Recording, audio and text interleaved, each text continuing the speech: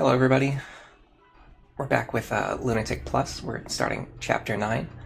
Really fun chapter. This is the first one, or this is one of the chapters where people worry about the ambush spawns. They're going to have some wyverns that are going to be coming from here later in the chapter. I think this is kind of one of the cases that helps demonstrate a point that I want to make about the ambush spawns in this game, where I'm not going to say that they're not bad, because they're definitely bad. But in this chapter, for example, the ambush spawns are more like a game over condition. Like if you're not able to clear the map fast enough, the wyverns will appear behind you and you'll get a game over. And that's a little bit different from ambush spawns just like constantly appearing for no reason. Hey Tricky, thanks for stopping by today. We're doing a little bit of Lunatic Plus. I didn't get a video out this week. I was going to do an anime review anyway. Hey Poochievert, thanks for being here. Hello Richard Stewart, thank you for being here.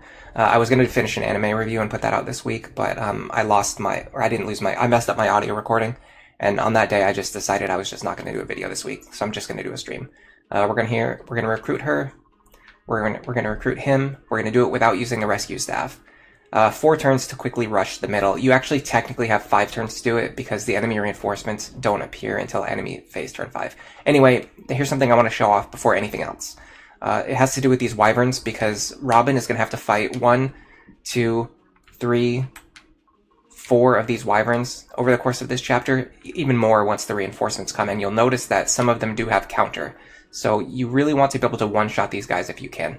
So let's see if I can one-shot these guys. Spoilers, I can't. Well, I can, but I can't right now, because I didn't save after I did my optimizations.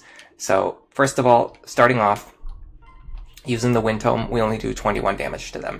It seems like getting an extra 17 damage would be really, really hard, but it's not as hard as you might imagine. So first of all, we can pair up with Rickon. Pairing up with Rickon gives us an extra 6 magic, which is crazy on its own. That gets us to 27. Now we only need 11 more damage. So let's say we trade the Elwind Tome. Now we have 36. Now we only need 2 more magic to be able to one-shot this guy. 2 more damage to be able to one-shot this guy. So if you can't one-shot him, that's fine. You still kill him with 2 attacks. So you might be thinking, why do you need to one-shot this guy? So first of all, if you can one-shot him, that's going to allow you to kill him without triggering counter. And then number 2, if the enemy gets Aegis, it's going to cut your magical damage in half.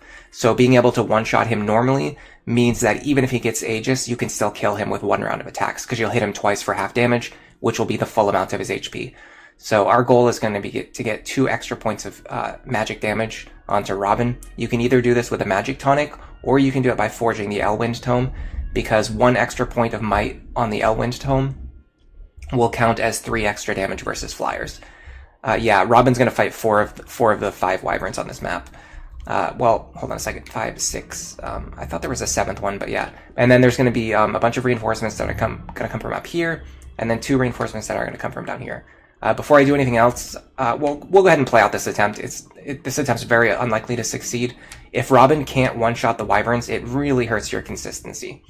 But I will show what the opening strategy looks like. Hey, who stole my tea? Thank you for being here. By the way, I think I fixed my subscription notifications finally.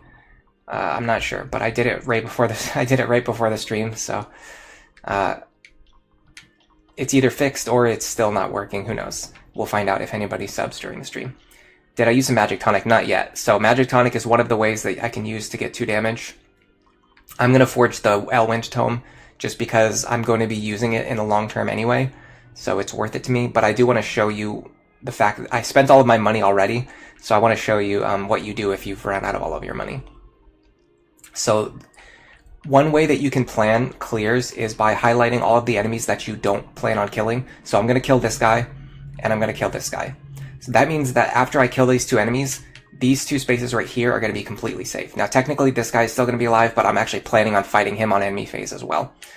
If either of these guys have Luna, it actually kind of ruins this strategy, but I still go for it anyway just because there's always a chance for it to succeed.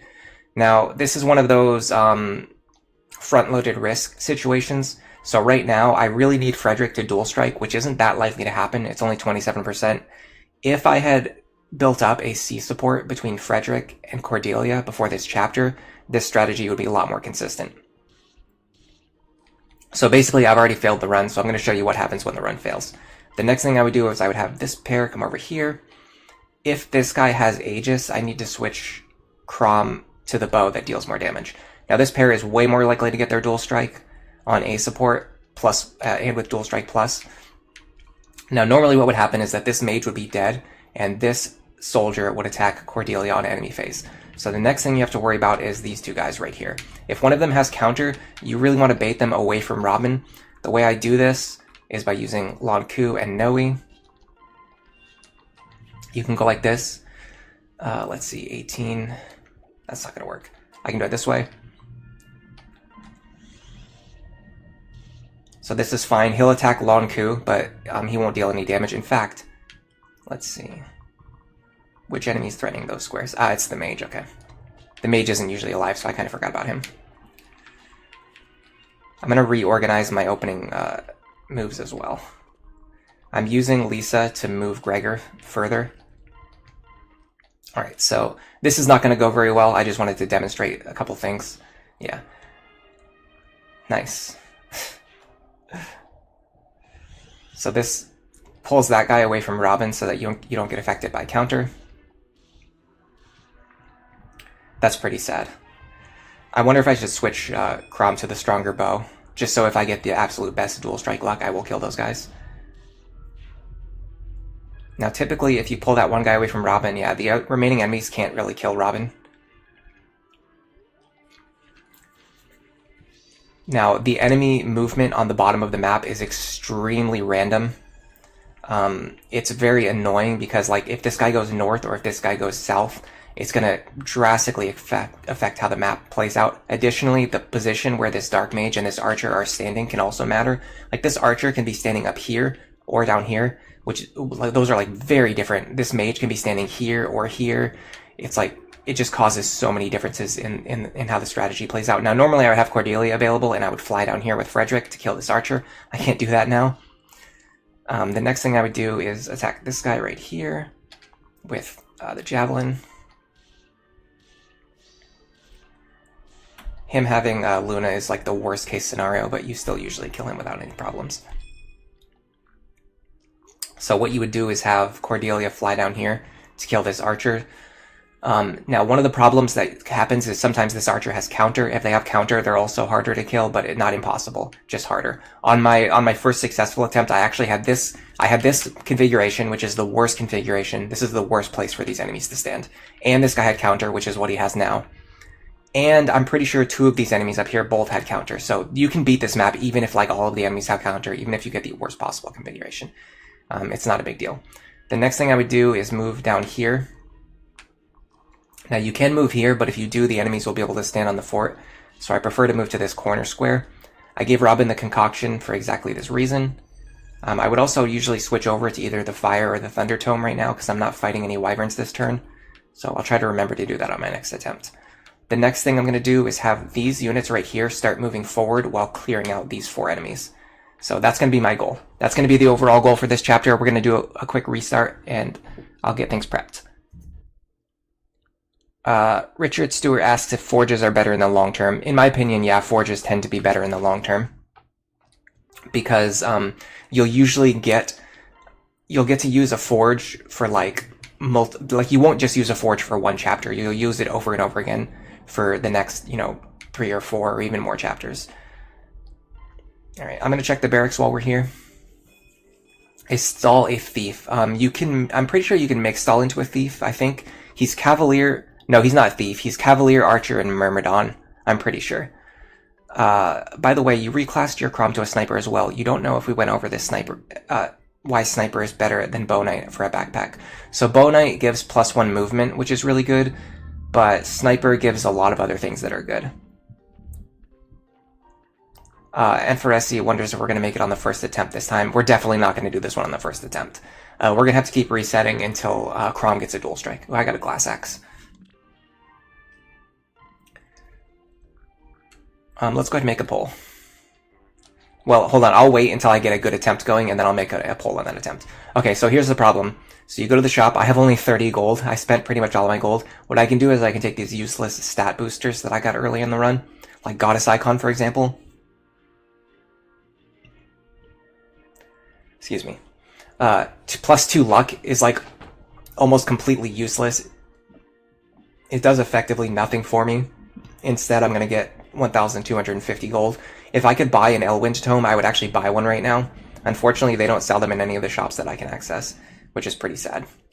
So I'm going to take this Elwind Tome right now, and I'm going to forge it. All it needs is just plus 1 point of might, 450 gold. That's worth the price of about 3 tonics. So you could argue whether that's worth it or not. However, keep in mind that tonics are only plus 2 magic. The Elwind Tome, you're usually using it to attack flyers, and when you do that, it's actually 1 point of might, like 1 forge, is actually worth 6 points of damage. So, in my opinion, I think, or it's worth 3 points of damage. So it's a little bit better than the tonic in this case. I didn't need to do any other prep before this chapter, other than one thing which I'm going to show you guys.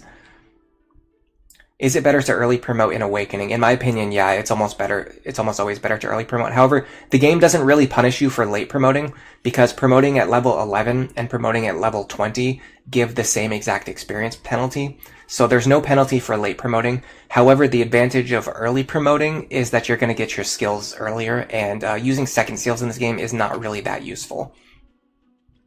Yeah, it's 3 maps worth of tonics. And usually you can use an item for, like, if you forge like a bronze bow. Hold on a second, where's the bronze bow? I think Lonq has it. Yeah, this bronze bow that we forged at the start of the game still has 27 charges. The iron bow that we forged, I think we used all of the. Okay, we did eventually break the iron bow that we forged. The wind tome that we forged, I think, yeah, the wind tome that we forged at the start of the run still has 32 charges. Like, you get, you know, we've got 9 chapters worth of use out of this. It's worth way more than 3 tonics. Is the point that I'm making. Robin is probably someone who rarely late promotes. Yeah, I actually ended up promoting my Robin at level 19, but that's because I was using them minimally. You don't like to early promote because you mostly play on GBA. There's some good early promotes on GBA. In Lunatic Plus, promoting early is helpful. Later units come along and second seals add to internal level. That's pretty succinct. That's a good way of wrapping it up.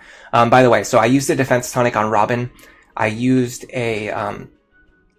an item that gives defense, resistance, and HP to Lonq. I forget what it's called. You pick it up off the ground sometimes. Frederick, I used a strength tonic to give him a slightly better damage for killing certain enemies. Cordelia, I gave a defense tonic because it helps with their survivability a little bit.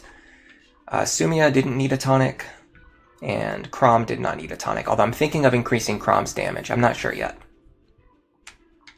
Okay, I want to set up my enemies, or sorry, not my enemies. I want to set up my units in a way where I can have them reposition as needed.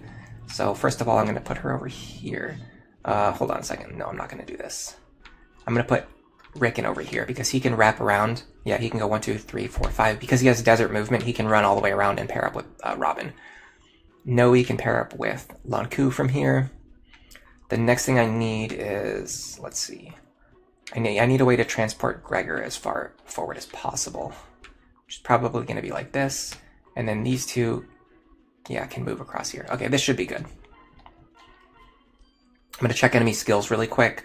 If this guy has... This guy's skills don't really matter. If this guy has Aegis, it can be a problem, but he doesn't have it anyway. I'm probably not going to reset for skills. I just want to check anyway. Like this guy having Aegis, so this is one reason why we optimized our damage. Because now, normally we can one-shot him. Now, with our damage cut in half, we can still two-shot him. So, the prep that we did plays around Aegis, and it also plays around counter. So let's see. So this guy has counter. So normally, if this guy attacked us in melee range, we would kill ourselves. But because we one-shot him, we won't take any damage from counter. This guy has Aegis. So, you know, normally this would immediately be a failed run, but we can actually play out this attempt because we can two-shot this guy with the prep that we did. So I'm going to wait until I get a Frederick dual strike, and then once I do that, I will go ahead and I will make the poll then to see if we win after we get our first dual strike. Virion over Muriel because we lack the tomes. Yeah, actually, I have no tomes left to give to my characters. There's none. There's like no tomes left. It's more about, yeah, Fates is the one where early promoting is pretty much always bad. Chris Confect is the item, you're correct. Trainee type units is your favorite type of units in this series. You love having low bases and babysitting your squishy soldiers. We kind of did that. I guess, I mean, Lonq starts out pretty good, so he's not a good example, but Nowi is a good example. She starts at level 1, but she levels up fast, and she gains a lot of stats every time she levels up, and we are going to be using her for the whole run. Sumia, definitely a trainee type unit. I mean, she eventually gets very good, but we had to invest a lot of experience into her to make her as good as she is. Alright, so I'm going to show off this first.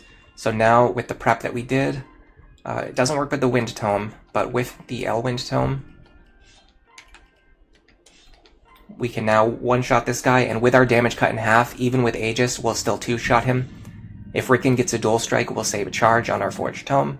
We're also getting good experience from these enemies, despite being promoted. You can see the value, like what I was talking about earlier, where even if you promote at level 19, you still get the same experience as a level 1 Grandmaster. So even though we waited a long time to promote Robin, the only thing that did was it gave our Robin a lot more stats in the long run.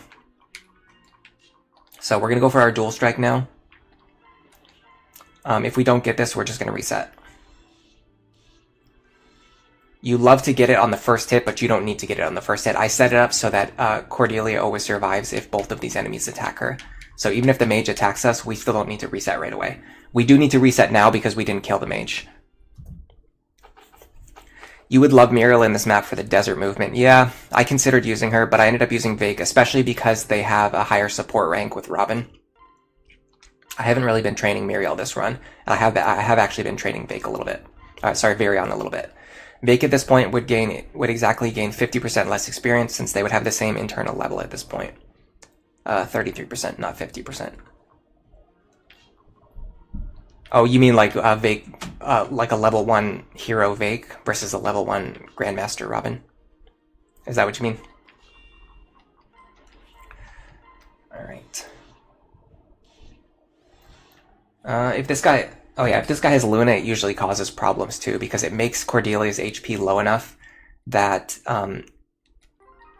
if she gets hit by both enemy attacks, she will die, although she always has a chance to dodge like all of these enemy attacks, so it's, once again, it's still worth playing out because you could always potentially get a lucky dodge. I should have raised them to C support. Frederick.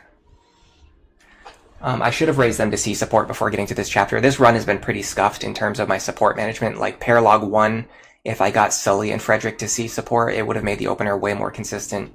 Chapter 9, if you get Cordelia and Frederick to the C support, it makes the opener way more consistent. This is good information. I'm going to put this into my guides later. But right now I'm basically just recording gameplay footage while figuring things out on the fly. Frederick? Nice. Okay, when you get the opening dual strike, that's like the best possible opener. Okay, so let's go ahead and make a poll. Give me 1 second, everybody. In fact, let me do, I'm going to do a couple things. I'm going to make a poll and then I'm going to post my stream links as well, because I have not done that yet. By the way, we've got 21 lurkers here today. That is incredible. Thank you, everybody, for being here. All right. Can we win on this attempt? We got the best opener RNG, so there's a pretty good chance we can win this attempt. I am going to start the poll now. Since you get the Master Seal in Chapter 8, and no matter what... Sorry, if Vanilla Lunatic Plus is this hard, imagine if you did train all units like Zoran did in Awakening. Oh yeah, I love Zoran's runs, but I would not be able to do something like that. I'm not good enough at like planning out my runs and experience management and things like that. Plus, Lunatic Plus is a much harder beast compared to Awakening. Alright, I'm going to post my stream links right now.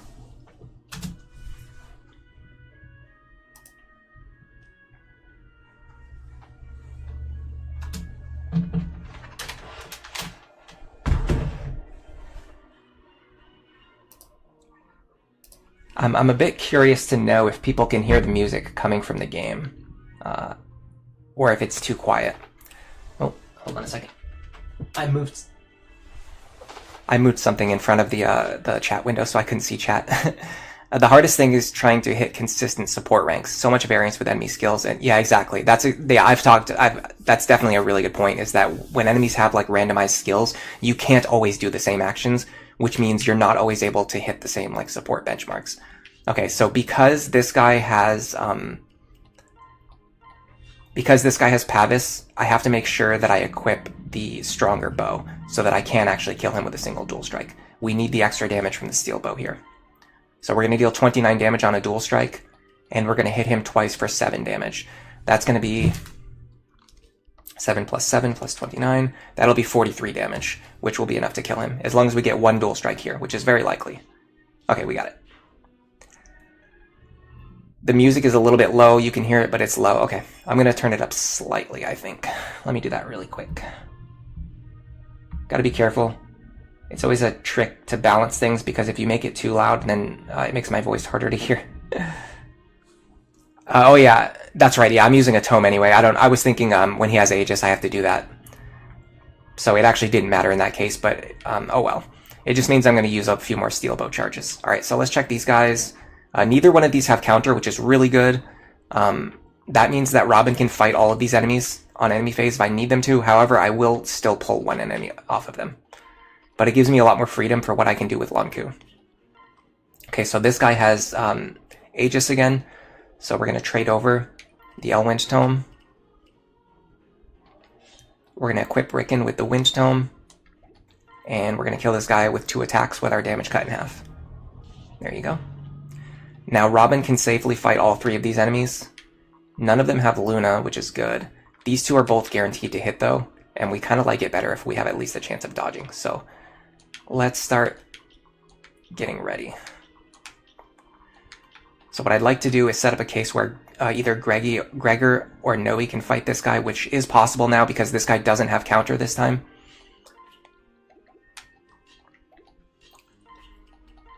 So let's check our damage. I'm just going to equip the regular bronze bow, because I'm going to have to kill this guy on the next player phase anyway. If we get a dual strike here, nice. That means Nowi should kill him on enemy phase. Okay, now I'm just going to start repositioning my other units. Nowi gets a fast support with Gregor, so I'm going to put Gregor next to her, just so that they start building support now. And this is going to be our first enemy phase. I think we're guaranteed here. I think we're guaranteed safe here.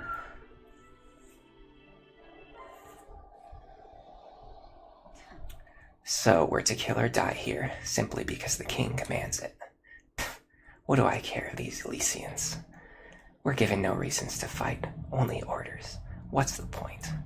Besides, I've always been quite good at choosing who to hate on my own. There's our little Tharja introduction. Oh, I couldn't turn the accent off. Tharja introduction. Nowi gets a nice level here. Her growths are incredible. Her only getting +4 stats is actually like average. Like usually, you'll very often get even better results than that. The archer cannot hit Cordelia from where she's standing. I'll show it again if we have to do another attempt. I'll show the starting opener, where like all of the squares around Cordelia are completely safe, other than this one here. We got the better configuration, sort of. You don't like it when the spear fighter goes south. You prefer it when he goes north, but we did get the configuration where the archer is on the left-hand side, which makes him a lot easier to deal with. So, let's see. He does have counter. That's okay. We can play around that.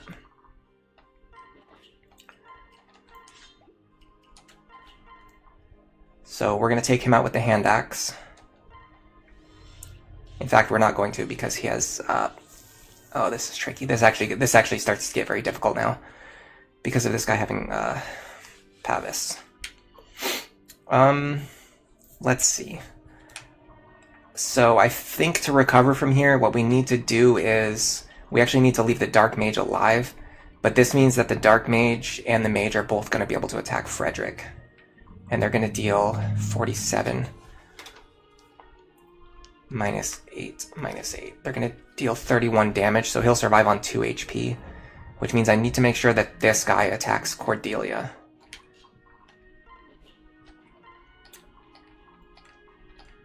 This should be okay. It's not ideal, but it's like okay. I think these 2 mages are going to attack Frederick, and this guy is going to attack Sumia, sorry. Frederick's going to survive on 2 HP even if he gets hit by both attacks. I think this is like the best possible play we can make from this position because of this archer, because of the archer having Pavis.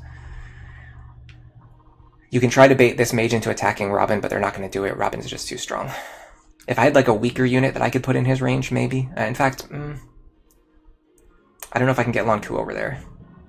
I don't think I can get Lonq over there. Alright, I explained this last time, but the reason we don't stand right here... So technically we could stand here and bait these enemies, but the reason we don't do it is because it'll pull them onto the fort, which we don't want. So we're going to stand here at the corner. Let me check my damage. I want to see if I can kill these guys with the Thunder Tome. Well, you know what? Let's just use the tome that we have. Hold on. I want to see if I can kill these guys with the Fire Tome, because it'll conserve... No, this guy's going to be difficult to kill. He's going to have 31 plus 8 plus 8. He's going to have 47 effective HP. So we have 60 right now. The Fire Tome would be -3. 27 times 2. 54. I don't want to risk it, and I don't feel comfortable doing math right now because my head is still, like just woke up mode. So I'm not going to try to do math on stream and then embarrass myself. Let's just use the Elwyn Tome. This is what I was doing during my testing anyway. Alright, so we want to set up a situation now where we can fight these guys. Now, when these enemies have Luna, it usually allows them to one-shot Nowi. So his attack is 21, but maybe not with a ranged attack. He'll do 21 minus...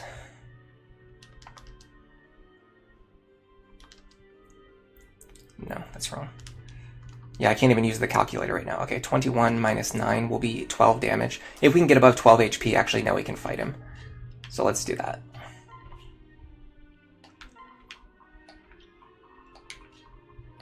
Let's bring Gregor with us again. Oops, I'm not going to rescue. We're going to heal. So we're going to slowly chip away at these enemies here. Okay, this enemy phase is going to be very scary. We could potentially game over right here, depending on what these guys choose to do. Okay, they're attacking Libra. That's great. That's going to keep... Oh, great. Frederick dodged an attack, too. We're totally safe here. Oh, and the mage does go for Robin. Interesting. Why would they go for Robin instead of Frederick? That's surprising. We're fine. I would have liked to get rid of that mage if I can. You really like to get rid of this mage, but it's very difficult to do. Alright, so now we're in a pretty precarious situation. We have to get rid of this wyvern right now. This one right here is less of a problem. I'll show you. You also like to get rid of this mage if you can, but that's difficult to do. The reason I want to get rid of this mage is to stop him from running up here and attacking all of these characters, but we just couldn't get rid of him. This guy now turned around and started going south. That doesn't matter too much. Alright, I'm getting a lot of messages in chat today. Unfortunately, I can't keep up with the chat at the speed that it's going. You're curious what my plan is with Tharja. I'm going to pair her up with Robin and just make her into a Nosferatu tank. The ambulance outside is ready for enemy phase. How do I feel about spot pass weapons like using the Luna Lance? I don't know. I don't use spot pass. I will use renown rewards, but I won't use spot pass. And for renown, I only use the items that you would have from beating Lunatic a single time and unlocking Lunatic Plus. What happened to the Levin sword? I think I put it in the convoy because Lonq has access to bows now anyway. He doesn't need it anymore. And then Robin doesn't even have sea swords yet. Yeah. Do some stretches. That will wake me up. I will do that. If this attempt fails, I'll go do some stretches. Alright, so this mage right here isn't going to be a huge concern for us. What is a big concern is actually this guy right here. So we have to land a dual strike here, if I'm not mistaken. Yeah. So this is the last time where we, absolutely have to land a dual strike.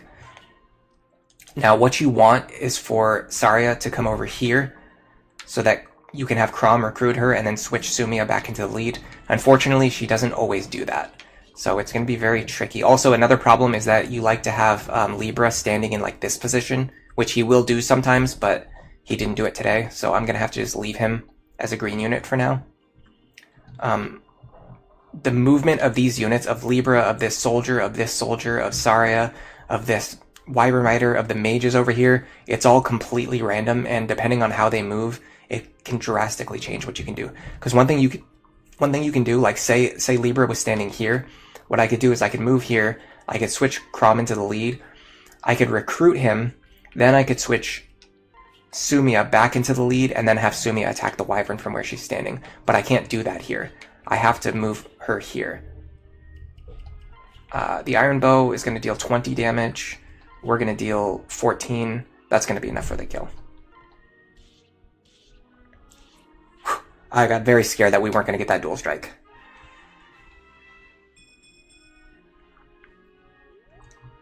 Okay, for this guy,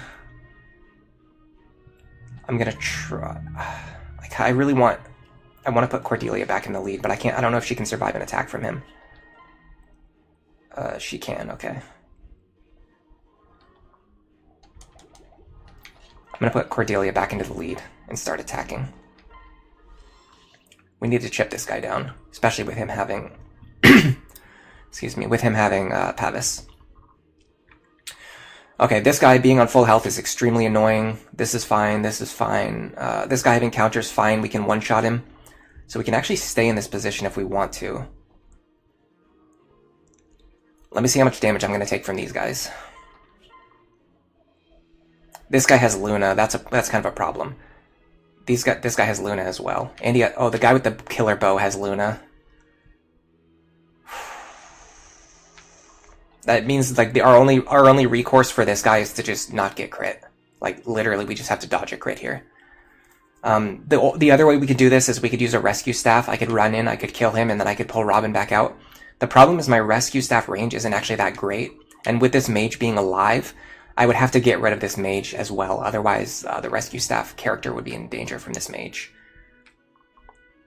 If I had Sage Lisa here, I would feel very comfortable using the rescue strategy, but I didn't promote her soon enough, so I just don't have that strategy available. So first of all, let me get rid of this guy while keeping my other units out of range of the mage. That's the first thing we need to do.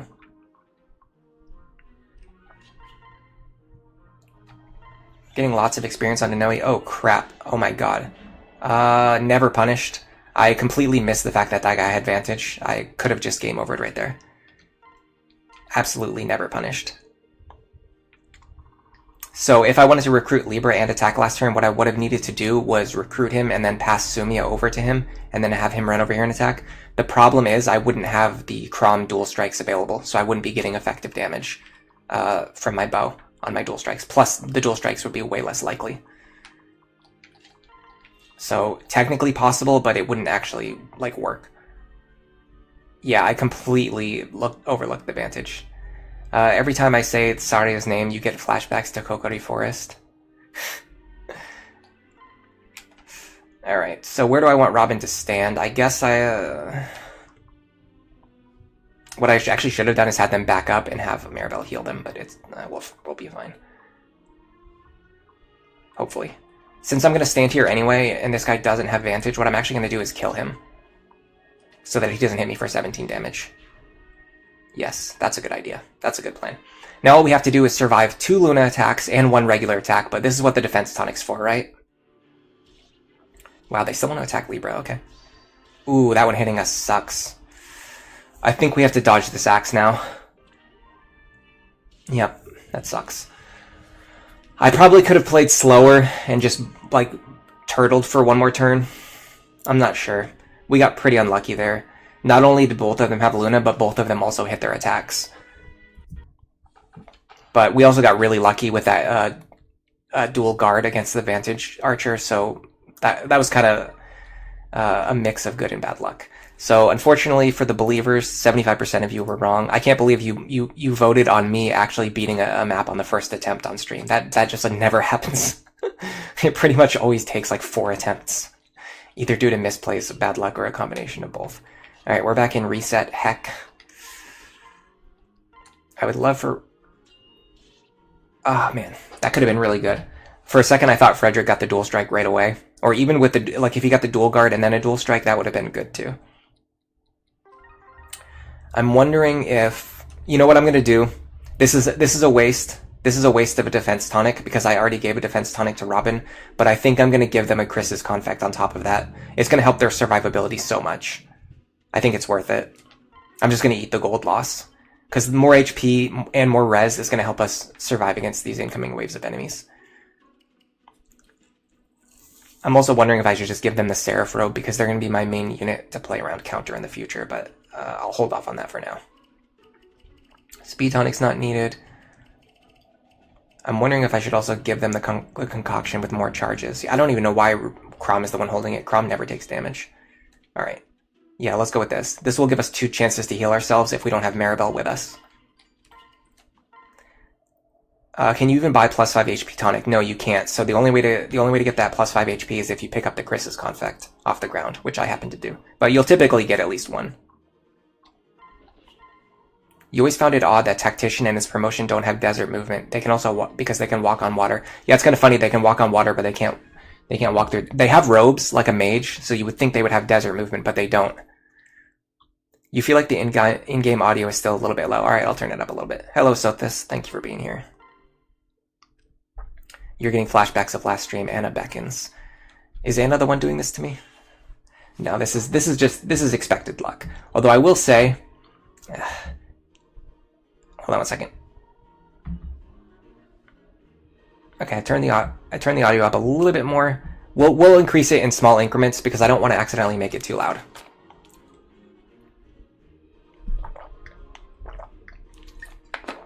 Nice water break too to help wake me up. All right. I hate saying stuff like this because it makes you sound like a sore loser. But I've noticed something. I've been doing a lot of testing, both off stream and on stream. I've been looking at the recordings of my footage. I've been looking at the recordings from my off-stream gameplay. Cordelia survives here, by the way. With the Frederick pair-up, this guy deals like 7 damage to her. She'll survive with 2 HP. I will show this off. This guy's going to be dead. This guy we don't care about. So this space right here is safe to stand because we're going to kill this wyvern and this wyvern. So Cordelia will be totally safe. I've been doing a lot of recordings, and I've noticed the RNG on Citra is like really, really strange. I'm not going to go as far as to say that I think it's bugged, but it's very strange. I'm getting like I'll have actions where I have like a 45% chance to succeed, and I'm hitting them like 1 in 20 times. Like it's very strange. Like I'm not getting anywhere near the expected RNG. I don't know if there's anything to that. I don't know if it means anything. But I feel like this didn't really happen to me when I used to play all the time on original hardware before I started streaming the game. Like it feels like something, I don't know, this doesn't feel like my normal Fire Emblem experience, which is why I started looking into it. Like why I started looking over my footage, why I started tracking my stats, and it just feels really strange. Alright, because this guy's counter, we have to pull him out. In order to do that, I'm gonna use... This is where things get tricky.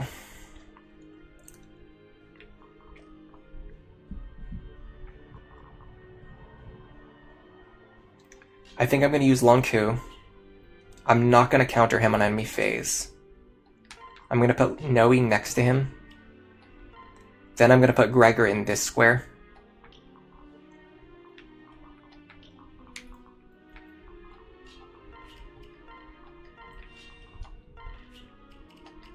With this glass sword equipped. The reason I brought the glass sword with me was exactly for this type of situation. When you can't have Robin fight both of these enemies, you need to start killing them faster than normal. So I'm using the glass sword so that I can deal a lot of damage to this guy and hopefully get rid of him quickly.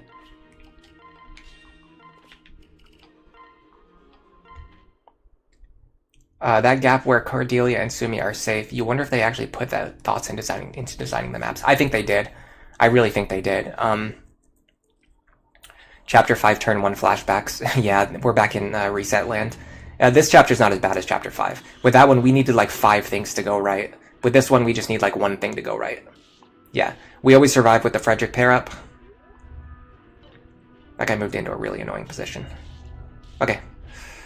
We're doing pretty good on Robin. We got the bad enemy. Oh my god, this is the worst possible positions for these enemies to move. Does this guy have counter? He doesn't have counter, but he does have. He has Pavis again. I'm wondering if I need to start resetting when this guy has Pavis. Because I feel like there's no way for Frederick to kill him when he has Pavis. I mean, I guess I would rely on a Cordelia dual strike, which I got, but that was just pure luck. Now the problem is he's going to get attacked by this mage on enemy phase, but he's not going to be able to counter. Well, I don't know. This mage has been attacking Robin every time. Let's see if they'll attack Robin again. We're going to go here. I'm going to experiment with... because I don't think this attempt is going to succeed. Ooh, I have to be careful. This guy has counter. Okay, hold on. This guy has Luna and counter. That's a huge problem. That's actually a huge issue. Can I get rid of him? Right now, I cannot.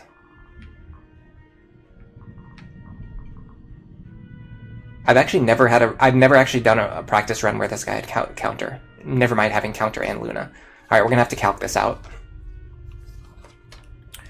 He's gonna deal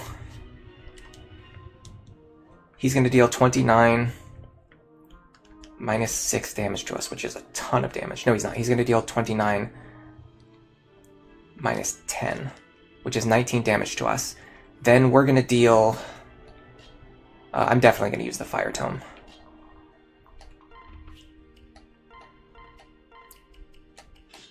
This is going to let me know if I have to reset in the future. We're going to deal 27, we're going to deal 24 damage to ourselves. 19 plus 24 is 43. Yeah, we'll already die just from hitting ourselves with counter, even with the weakest tome equipped. So, if this guy has counter, I think we just have to reset. Or at the very least, if he has counter and Luna, we have to reset. There's no way to fight this guy safely on enemy phase at the speed that we need to go.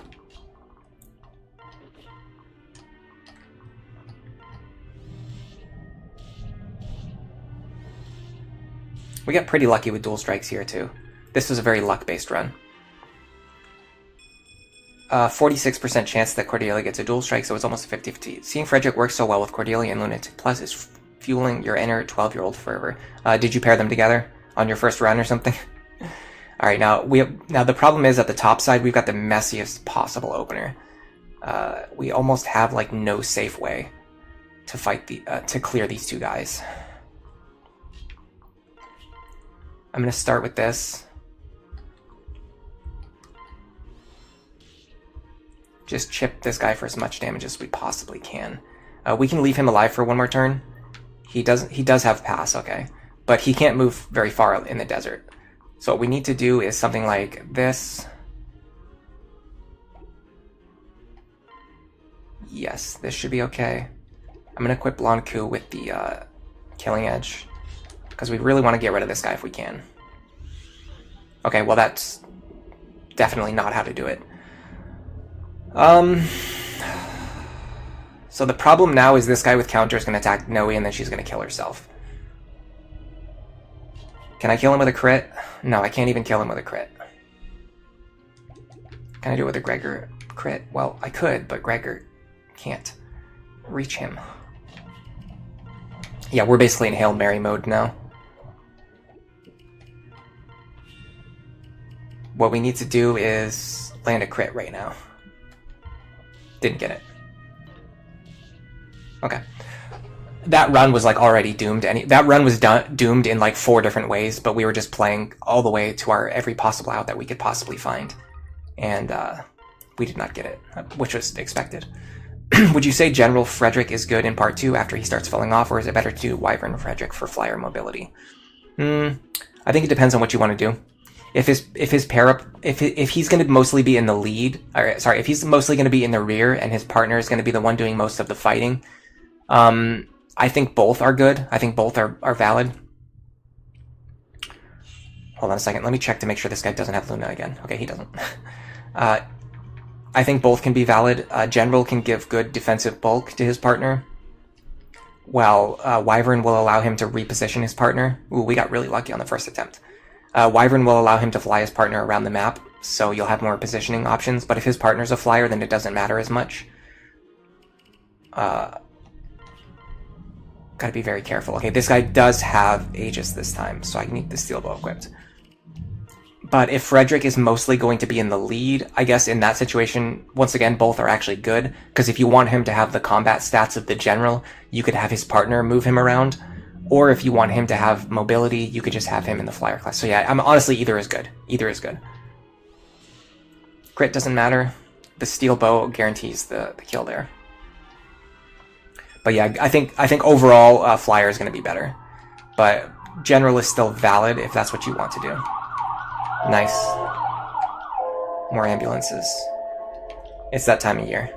By the way, one thing I forgot to mention is this time of year.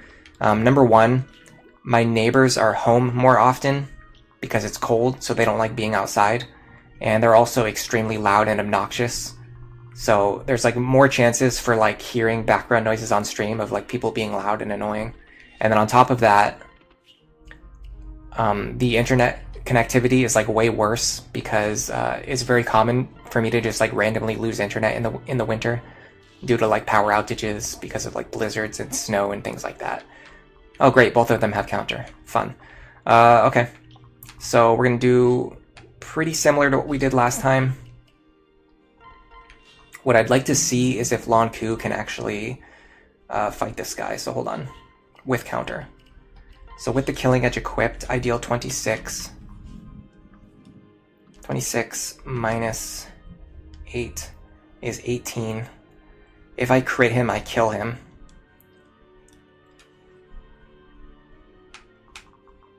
Let me double check that. 26. No, I'm not going to have 26 damage. I'm going to have less because the sword. I'm going to deal like...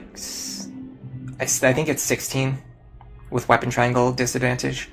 16 times 3 is 48. That's still enough for the one shot. So if we crit him, we kill him. Otherwise, we're going to deal 16 damage to ourselves. He's going to deal 29 minus 16. He's going to deal 13 damage to us. We're going to take 29. I'm actually going to go for the Killing Edge here. This is going to give us 2 chances to crit. If we crit on either the first or second attack, we'll kill this guy. If not, we'll kill ourselves. Oh well. Next, I have to draw this guy away. I'm going to do some calcs here now. With the Iron Sword, we're going to deal 11 damage to ourselves. He's going to deal 18 damage to us. We're going to take 29. We're going to survive on 1. Do we double him? No, we don't double him. So Gregor can actually fight this guy. No problem. As long as we keep the Iron Sword equipped. And then next turn, assuming we get through all this. Okay, so Lonq needs to crit here.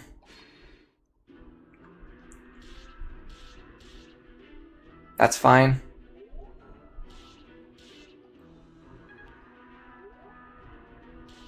Crit? No. Oh, Nowi Dual Strike saved us. That's good too. So yeah, either Lonq crit or Nowi Dual Strike saves us there.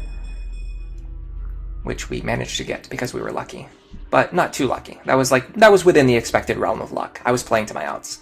Okay, this is a good configuration. You absolutely love it when the sniper moves up here. This is perfect. Oh, and the spear fighter moved away too. Okay, this is perfect. This is like the perfect opener.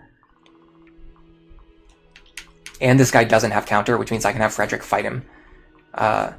Yes. Oh my god, this is guys, this is perfect. This is the absolute perfect opener. So check this out.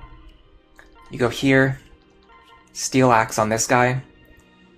Frederick will kill him. Even better, we just got free experience onto Cordelia. This also makes it so this fighter will come over here and attack Frederick next turn. It prevents him from going north. And then it also means that we can put Sumia way far to the right. Because Sumia can go all the way over here. There is one problem though, and it's the fact that we're not going to be able to kill this guy very reliably. Should I fight him on enemy phase then? Because he has Nosferatu? I think I'm going to fight him on enemy phase.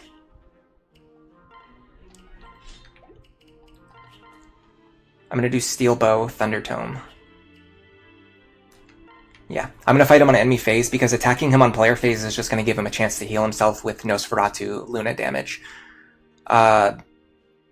You tried Sniper Crom and it's very cracked. Yeah, I love Sniper Crom. I'm glad that from watching these videos, it seems like more people are starting to learn, like, Defense Robin is extremely good. Like, everyone for 10 years has been using Speed Robin. Defense Robin is really good. Speed Robin is still valid, but Defense Robin is really good. And then, like, Sniper Crom, I never see other people using Sniper Crom other than me. Like, early Sniper Crom. This guy will go for Frederick, maybe, I don't know, I'm not sure. For some reason, this mage keeps going for Robin instead of going for Frederick, so, like, honestly, I have no idea what the mages are going to do. I do not understand enemy AI in Awakening. It is not as straightforward as the AI in Fates. AI in Fates is, like, pretty consistent. AI in Awakening is like my worst nightmare. Like, it makes no sense at all. Alright, let's start building bow rank. We're going to deal, like, 8 damage to this guy. 18. This should be fine. We won't kill ourselves with counter damage. In fact, if we can... darn. I was hoping we could... Oh, we can. Okay, hold on. We can get Lisa all the way over here, and we can save a charge from our Vuln.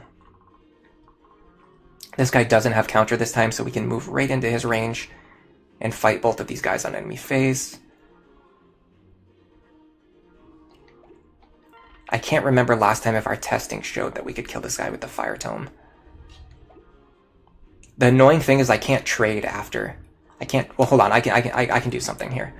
This guy has 39 HP and 8 defense. I know what I can do.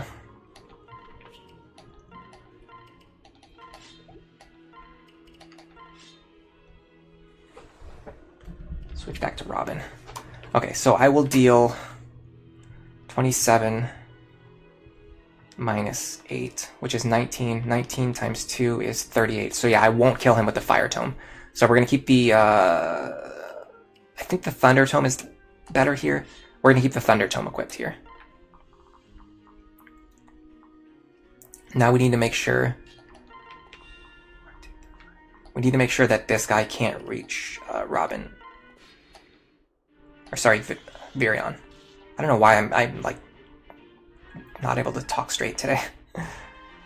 Okay, we're eating those delicious Nowi levels up. 4 stats, that's fine. That's like expected. You can definitely get luckier. The luck Robin meta, no thank you. I hate luck. To me, it's the least valuable stat. Okay, he attacked Fred. That's fine. It means he's still on full health though on enemy phase, which is a little frustrating. I think actually Libra might attack him now. What is Libra gonna do? Yeah, Libra's gonna attack him. I don't know if that helps us or not.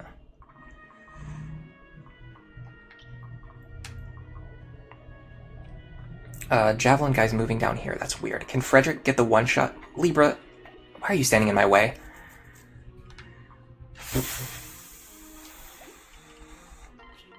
This guy's actually really frustrating right now. This guy's actually really annoying. Like, this guy almost never survives this long, but when he's still alive, it causes a lot of problems. Like, how do I get rid of this guy while also getting rid of this Wyvern? Raw damage numbers affect targeting. If Robin's res is higher than Frederick's, but Frederick's evade is a lot worse, most of the time they'll prioritize damage. But that's not consistent. I wish it were. Yeah, I know. I know that like accuracy factors into it, but it's still like it just, yeah, it doesn't really make a lot of sense. What enemy has? Oh, it's this guy here. Oh, this is bad. This guy flew into a really difficult position too. Okay, we have a lot of problems to deal with. Number 1 is this guy. Number 1 is this guy. Should I recruit Libra soon? I don't know. I'll recruit him if I can. What can I say? I mean, there's no way for me to recruit him. Is the problem is because I need to end my turn over here.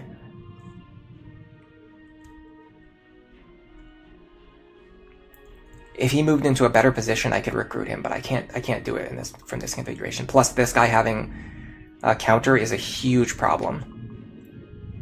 Huge problem.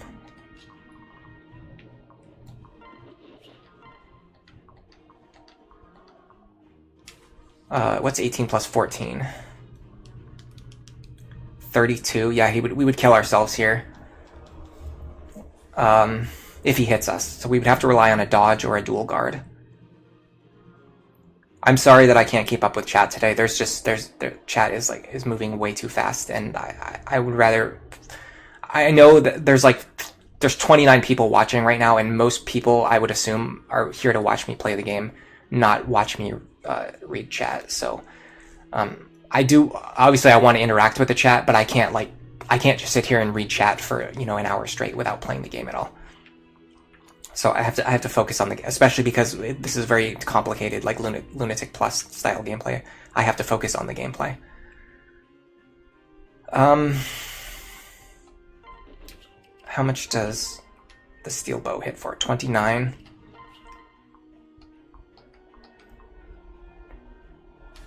Okay, hold on, I might be onto something. Yes, okay, if I use the Thunder Tome, and the steel bow, I can actually do this. I can actually enemy phase this.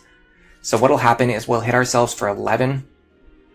Or, well, if we crit, we'll kill ourselves, so that's a problem. That's a problem, actually. I mean, I think we just have to... What is more likely? Excuse me.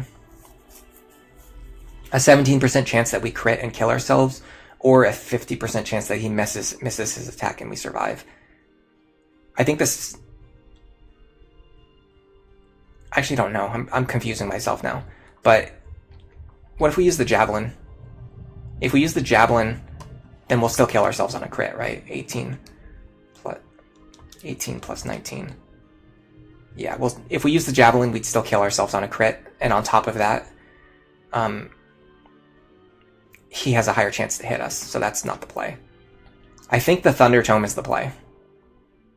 I'm pretty sure the Thunder Tome is the play, and then we just have to hope that we don't crit. Which is kind of funny.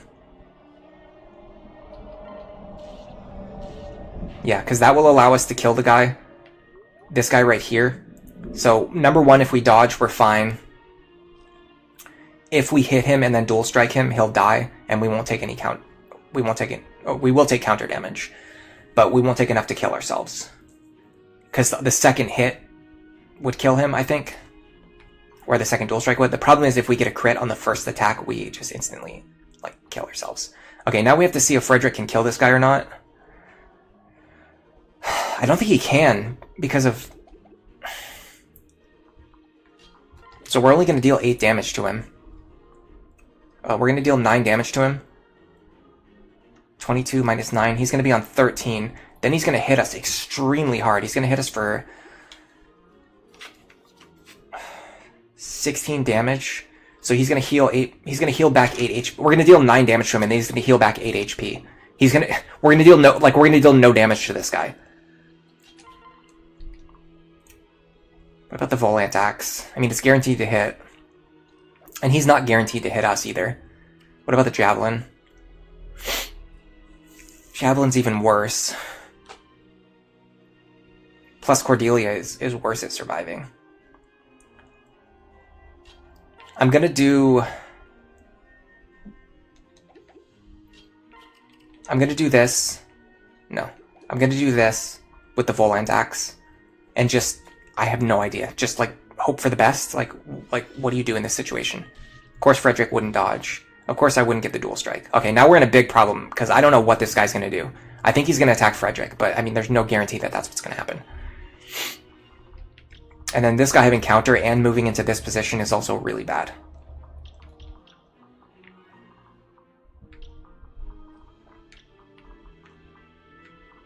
I can't fight Tharja on this enemy phase, so I have to do something like... I have to stay here.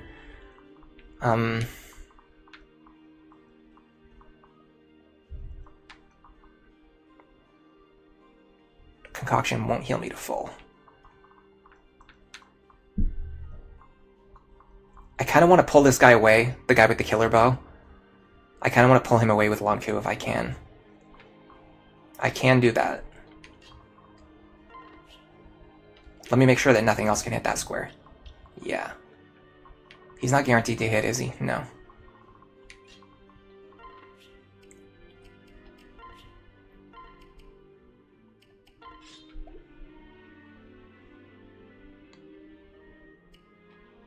Can Maribel get down here and heal me? She can.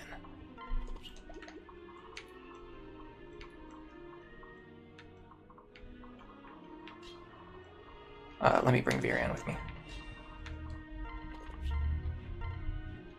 Okay, hold on. We're going to be banking on either dodging or not getting crit anyway, so I don't think we need to beat on full. Okay, so the next thing I want to do is...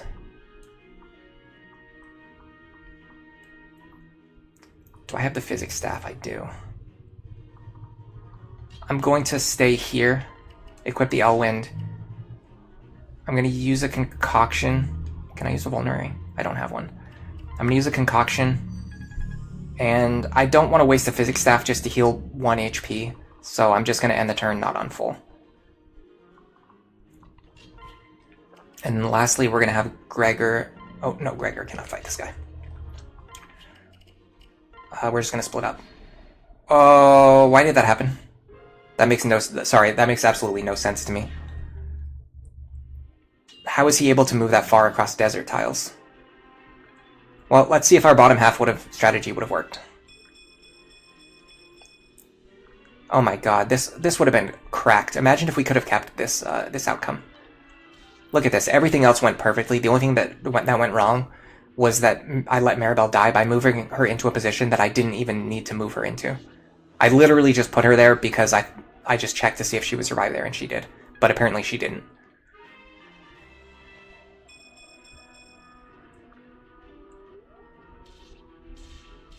Yeah, we got crit on... Nice. The absolute worst possible outcome is if we land a crit on the first... only specifically the first attack there, which is exactly what happened. So 14% chance for the run to die, and it died anyway. So yeah, even if I didn't make that Maribel misplay, the run would have died anyway. Which is good to know, I suppose. Libra recruits himself automatically, by the way, which is pretty fun. Oh, that's right. That's one thing I did during my test runs, which I wanted to show off, is that if you split up Sumia and Crom, you can actually have Libra recruit himself on the next turn. So we'll try to do that on the next attempt. Okay, so I guess the problem, I thought it took three movement to move across the desert, so I thought it was going to be 1, 2, 3. But that wouldn't make sense because then he wouldn't be able to move here. So yeah, that was just a misplay on my part. It's 1, 2, 3, 4, and then 5 onto the plane.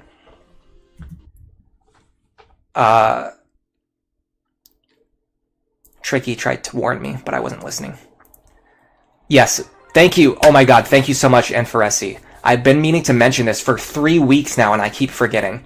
Yes, in this game, your recruitable units actually have hard mode bonuses. It's very similar to the way it works in Fire Emblem 6. This is pretty famous in Fire Emblem 6. If you play on hard mode, characters that you recruit as enemies, like I'm completely drawing a blank on his name now. Why am I drawing a blank on his name? Rutger gets hard mode bonuses. Milady gets hard mode bonuses. And they become much stronger units when you play on hard mode. It's actually the same in Lunatic Plus.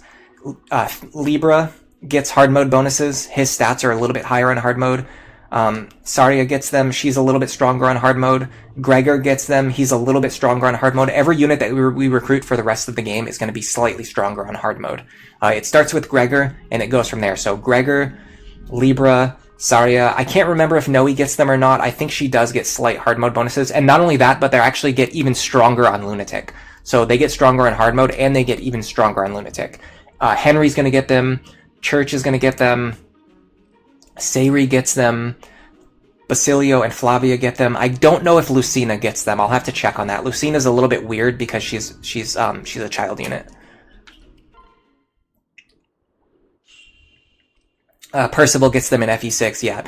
I think people, it's widely known about the FE6 hard mode bonuses. I don't think the, Awakening hard mode bonuses are talked about very much. Oh, nice. We got the very first dual strike again. We are very lucky with these dual strikes.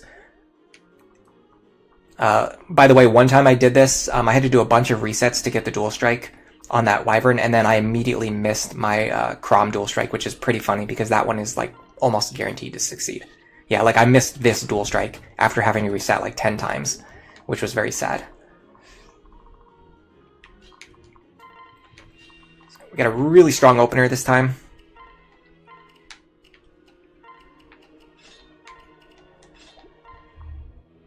We're gonna one-shot this guy. Alright, before I start planning the next enemy phase interaction, I'm gonna go grab some water. I will be right back.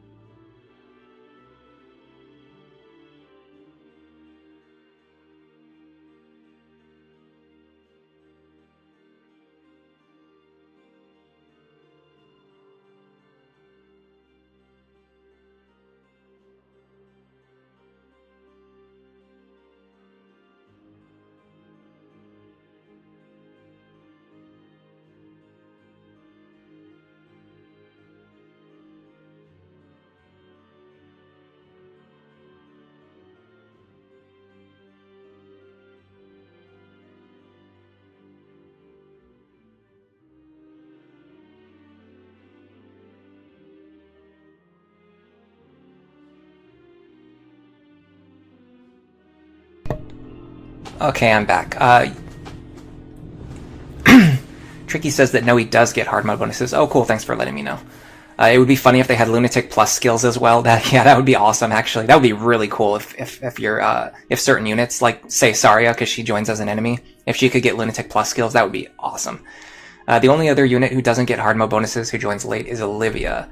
FRSC says this is the run. I feel good about this one too. Yeah, the kids. Okay, so the kids don't get them. You're a bit hungry. Yeah, me too. I'm gonna eat right after the stream. Puchivert is one of the reasons why I love Conquest Lunatic so much, because you can capture enemies with busted skills. Yeah, the capture mechanic in the face games is really cool. Akinbo, thank you for stopping by. You said that this series got you into trying another Lunatic Plus run. That's awesome. I hope you have some success with it and you don't go bald from frustration like I did. All my hair has already fallen out from the previous streams, so we're in bald Ellery mode now. Shout out to Kumagera. Kumagera's not Rallyman. He's one of the early spear fighters that he's like a Hoshiden spear fighter you can capture, if I'm not mistaken. I could be wrong. I could be misremembering. You've been keeping up with this game for some decade, and you actually didn't know there were hard mode bonuses. Yeah, I didn't even know either until like just earlier this week when I was doing research for this. No, sorry, it was 3 weeks ago. I was doing research for one of my videos and I noticed it, and then I kept forgetting to mention it, which is why I put a note on this stream, because I wanted to talk about it in the stream. Are the late game maps harder to clear normally because the enemy stats, skills, and density are really scary? It's actually the opposite. Once you get past like chapter 5 or 6, the maps gradually get easier and easier and easier, because even though the enemies will get more dangerous, your characters will also get stronger, and you also get much better tools for playing around broken enemy skills. I'm going to play for the Lonq crit again, so we're going for that again. This time I'm actually going to let this enemy fight Robin, because Gregor doesn't really need the experience. He's already level 10. And I'd rather start accelerating my other units and getting them closer to the far side of the map. Oh, crap. I meant to split up, not wait. Who's going to be the rally bot in this playthrough? I'm not sure yet. Kumagera is an Oni Chieftain. Okay, Oni Chieftain, okay. He has Darting Blow and Certain Blow. In practice, Darting Blow becomes a convenience. It's Certain Blow that really makes him crazy good. He's just kept in line by not having supports. Yeah, it's very difficult for me to use units that don't have supports. Typically, it's just, it might just be like a subconscious thing, but it's very, like whenever I have a unit who doesn't have supports, I always feel weird about using them. Alright, we need a crit or another, okay, we didn't get the crit, we didn't get the dual strike. We're back in reset land. In my opinion, it's worth going for that. It's actually pretty likely to either get the crit or the dual strike. And you lose so much momentum if you try to play passively there. This is the major thing about my philosophy in playing the game, and how it differs from a lot of like the major content creators who, oh, this guy has counter. I'm gonna reset until this guy doesn't have counter. A lot of the major Fire Emblem content creators right now, and honestly for like the last several years, have been really big, like all about being able to do things, you know, showing off like 100% consistency, like making strategies that work every single time. If you make the same exact moves every time, it will always work. And that's just like not my style of play. And the big thing is, I don't think most casual players actually play the game that way. And so making guides that way doesn't really help people, because it only allows them to copy your exact moves. It doesn't allow them to learn strategies for how to play the game and how to adapt like their own strategies. I don't know, I'm kind of rambling here. I'm not making a lot of sense, I don't think. We just need one dual strike. We didn't get it. Okay. But like teaching players like how to do, you know, movement chains and like how to do the math to play around counter when an enemy has counter. Like not every enemy is going to have counter in every playthrough, so you have to do something different every time. So teaching players how to count enemy damage and how to count your own damage and how to play around counter, in my opinion, is more valuable. This guy's counter, we're gonna reset on him. In the context of a Fates capture only run, Hayataka and Kumagera carry hard. Kumagera is an awesome mixed tank. Interesting. I haven't really played, like I've played with the capture mechanic a little bit, but not that much. Also, what's really funny is I played Birthright like way more than I've played Conquest, which it's not something that most people can say. Alright, we got pretty... Wow, okay. I was just going to say we've been getting pretty lucky with our Frederick dual strikes, so we're probably going to start getting unlucky. And then right after I said that, we immediately got lucky again. So... Can't really complain right now. Nice. That crit doesn't matter, but it's always nice to see. Skill, speed, luck, and defense. Not bad. You like strength. Strength is Crom's most important stat. Okay, this is tricky now because this guy has counter and...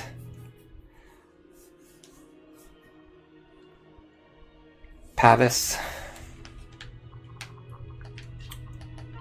Which means we're not going to be able to one-shot him with a crit, which means we have to do something different from what we've been doing.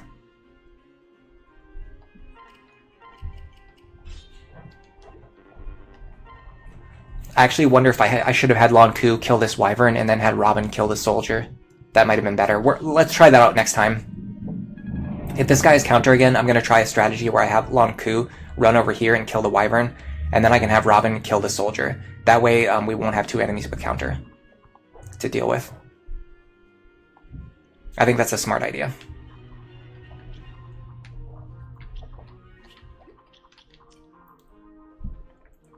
Can I get... Yes, I can. I want to put Gregor over here with no weapons equipped. Well, hold on. Gregor can actually play around counter on these guys, if I'm not mistaken. Yeah. He won't kill himself with counter anyway. So, we're going to do this. Iron Sword. In fact, we're going to be dealing half damage, so we can do the Steel Sword. Yeah, let's do this. I want Gregor to fight this one, and I want Lonq to fight this one. Can Nowi fight them? So the problem is they're going to deal 29 minus 9 is 20 damage. She'll actually survive on 1 HP. So let's do this. I think Nowi's fine here. And there's also, in fact, there's even a chance that no, okay, he has Hawkeye and Luna Plus, so we can't dodge his attack. So he'll hit us. We'll fall to 1 HP, and then we'll kill him. And then Gregor will survive against this enemy with counter. Oh, 2 HP, even better. We probably got a little bit of extra defense from Lonq. Ooh, that's a good Nowi level up. Okay, let's try to keep this run. Nice. Dual guard always helps. Yeah, we only hit ourselves for 6 damage. This puts us in a much better position now, because now we only have 1 wounded enemy to deal with. Ah, Archer moved into the bad spot, and the soldier moved down. Okay, we got the bad RNG on the bottom of the map, unfortunately. Although one good thing about this configuration, actually, is that we can recruit Libra right now. I'm not sure why I haven't been doing this. I'm a complete buffoon. Why did I not recognize this? When you get this configuration, it is the worst possible enemy position, but you can actually recruit Libra right away, which is going to help a lot. This guy has Luna again. Oh, this guy has the exact 2 skills he had last time, which caused him to be a huge problem. This is bad. This is bad. Okay, well, let's worry about the Archer first. Can Frederick even kill this guy?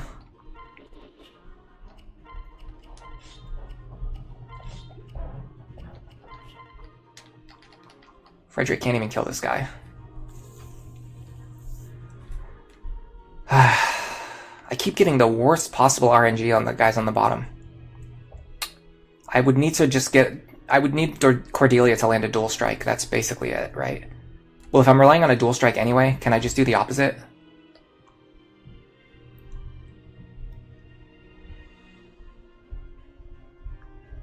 With this configuration, if I get a dual strike or a crit, I kill this guy. Didn't get either. What a shocker. And I can't get rid of this guy because he has Luna and Luna Nosferatu and Pavis. What I can do is this.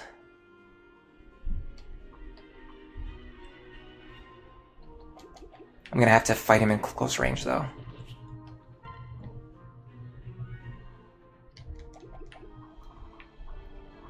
I'm going to attack him with the Javelin, because on the next turn there's going to be enemies. There's going to be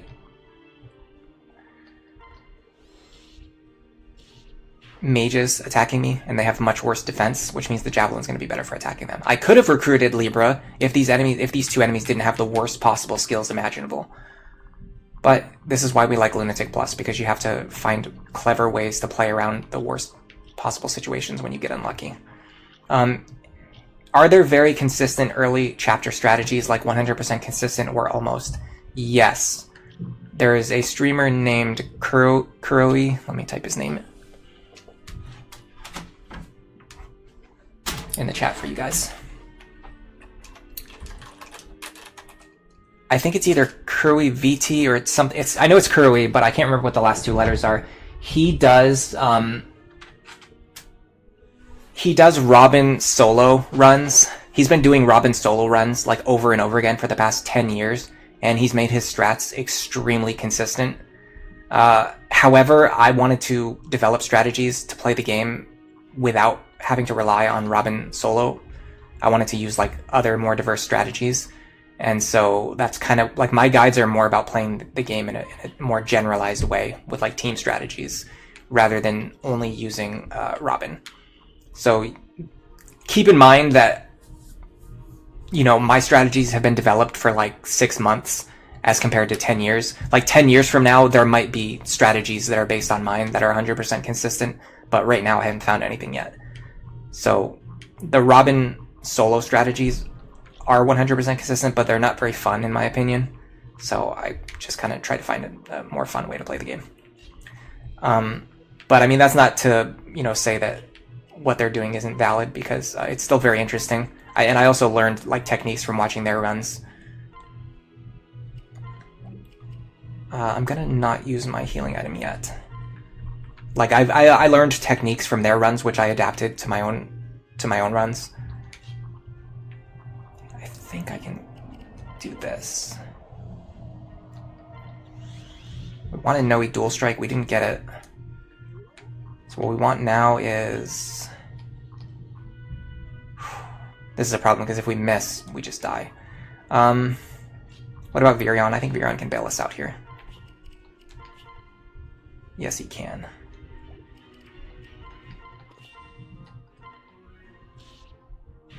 Virion picking up experience on Chapter 9 after coming off the bench. You love to see it. Alright. We're gonna do this. And we're gonna do this. Okay, this open... We're in a lot of danger right now. I don't know that we have any chance of succeeding from here. Oh my god, yeah. This is really bad. Dodge? No. I mean, that like, what can you do about that? Like, we got... It's TTV, okay. It's not VT, it's TV. Sorry. You've been following him for years. You can link one of his channels if you're okay with viewers dropping links. I think the last time somebody tried posting links in chat, YouTube just like automatically deletes them. I don't really care, but there's a pretty good chance that YouTube will just automatically delete your comment. I don't particularly care though if you want to post links to other people, especially like stuff that, I mean, I don't want people spamming my chat with promotions, but obviously if it's like relevant, then yeah, it's fine. With Robin solo, you only have one variable to keep track of. Yeah, exactly. It's a lot easier to optimize, and people have been optimizing that run for a lot longer.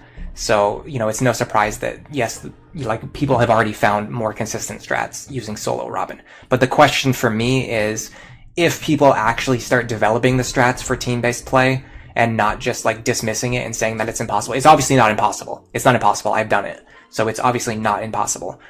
So now that we know that it's possible, like, can we optimize it to the point where it also becomes, you know, close to 100% consistent?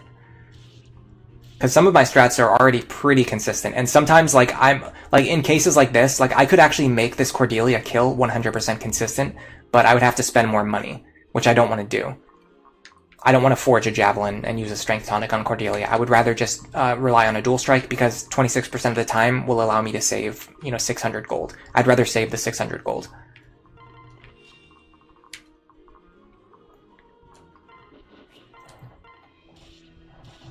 Ooh, it always scares me when Chrom doesn't get the first Dual Strike. for Lunatic Plus. Yeah, everything we talk about here is about Lunatic Plus. Okay, please, I really want the archer to move left. I don't know why he's not moving left. Okay, we got a really good opener this time with the middle enemies. All we need is for the bottom enemies to actually behave for once. I wonder if I should just use the Wind Tome this turn. I'm going to use the Wind Tome this turn because I don't actually need the Wind Tome until later. Yes, this is good. Okay, next we're going to have Lonq. Let's actually do what we did last time.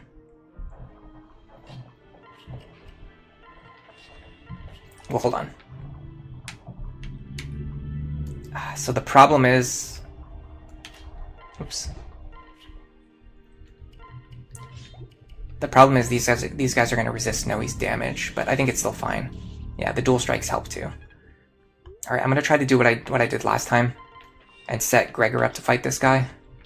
Well, I don't know, actually. Gregor doesn't need the experience. It's actually better to just have Robin kill the guy. Yeah. That way I have one less enemy to worry about, especially with both of them having Aegis. It's going to really slow down how quickly we can get rid of them. Because all of my best attackers are either bows or tome or dragonstone users. Alright, this is fine.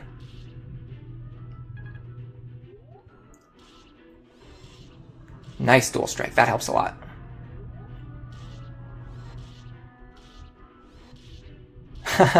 I did not expect a situation where Rickon dual strikes would be beneficial. But, wow, okay. Sure. Rickon and Robin fighting together. And honestly, we've kind of been training Rickon this run. Okay, the archer moved not to the best spot, but he moved to an okay spot. Okay, this is good. This is actually good. Because, we got the spear fighter to move away. So now all we have to do is get rid of these two enemies, which we can definitely do. We can't because this guy's... Well, we can, but we can't recruit Libra because this guy has counter. Every single attempt, like, one thing goes wrong. It's always just, like, one thing that goes wrong. Okay, I'm gonna do this. Iron Lance here. If the enemies get this configuration, you can at least open up this way. This allows you to keep Frederick out of range of the mage. Very important. Now, if we could stand next to this guy, we could recruit Libra right now. The problem is, with this guy having counter, we can't actually stand next to Libra. Because from here, we can't reach the enemy, and from here, we'll kill ourselves with counter damage. So unfortunately, we have to let Libra go for one more turn. The good thing is, when this guy doesn't have Luna, you can just kill him this way. So we're going to deal... I'm going to use the steel bow just in case. We're going to deal 17 plus 28. We're going to deal 45 damage to him. He's going to heal himself for a pathetic 1 damage. In fact, yeah, we don't even need the steel bow. I forget, he only deals... Without Luna, he deals like no damage to us. So yeah, we're totally fine here. We just need to get a dual strike or a crit. We got the dual strike. Yeah, he only heals himself for 1 damage.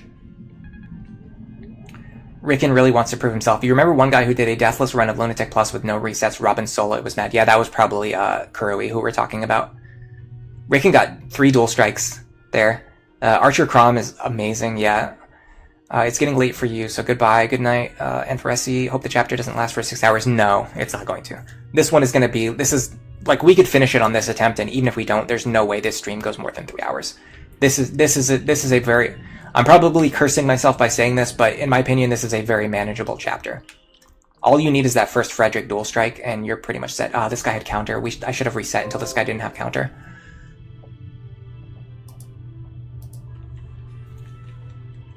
He doesn't have Luna this time, at least. But this guy, oh, of course. Well, this guy has Luna. Of course, this guy would have Luna. Okay, hold on. Let me see if Robin can survive this nonsense. 25 minus 6 is 19. Oh my god, 19 damage plus 29 minus 21 is 8. That's 19 plus 8. That's 27 damage right there. Yeah, we would need to deal less than 14 damage to this guy. There's no way to deal less than 14 damage to this guy. What am I gonna do? I'm gonna sandbag. I don't know. This is what I get. I literally should not have said that we can win this attempt. If I just kept my mouth shut and didn't say that, we would be fine. Why do I speak? Why do I say things? We can't reliably kill that guy. We can do it with Lonq though, right? No. Not even with Lonq. What about Virion? Yes, okay, I have a plan. That'll put him on 10. Next I go... Yeah, because I want to draw this guy out. Next we go here. This is 9 damage, that's not enough, so we have to do this. This will be 5 plus 5 damage. We wanted a dual strike there, we didn't get it. Fine.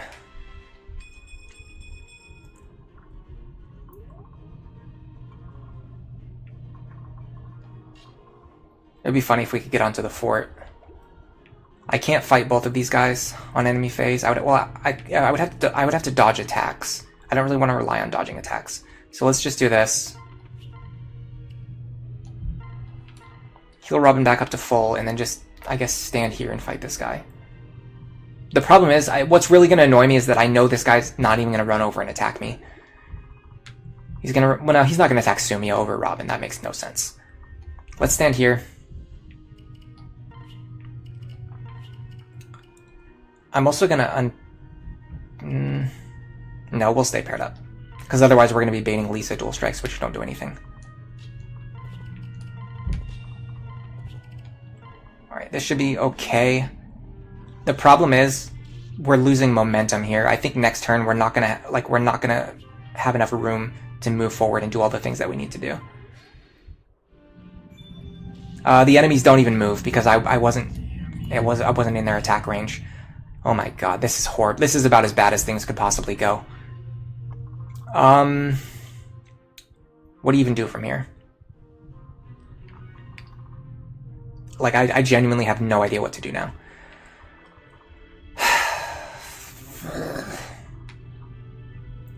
I'm really frustrating myself here. I think what I do now is I kill this guy.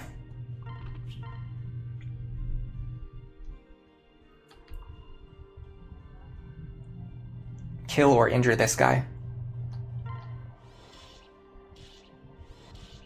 That's fine. Him surviving on 1 HP is okay. Now what I do is I rescue him back. Which I can't do because I don't have enough rescue range. Because I didn't promote Lisa. I just need one more magic.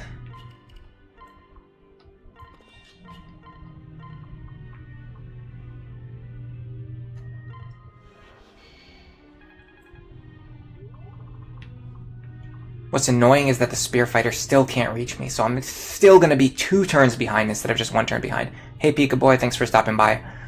How much does counter do to you with Aegis? I have no idea. It doesn't matter. The bigger problem was the other enemy having Luna. I didn't even look at the counter damage yet. The only thing I looked at was how much damage we were going to take from Luna in the enemy attacks, I think. You do think pair-up should be left in the 3DS games, but you love the movement around it. Oh, really? I love pair-up. I actually wish they would bring pair-up back. I think the Conquest... the Fates pair-up is I don't know if better is the right word, but more optimized. Like, they figured out the mechanics. They worked out, like... They removed, like, all of the flaws of the mechanics, like being RNG heavy. And they just kind of made everything work really well. But the Awakening... pair-up also has kind of its own unique things that make it really good in certain ways too. Alright, so we're doing okay. The problem is we've lost so much momentum here. Is there any way to just like gain back some momentum? Is there any like square that like only maybe 2 enemies can hit? Yes, if we go here...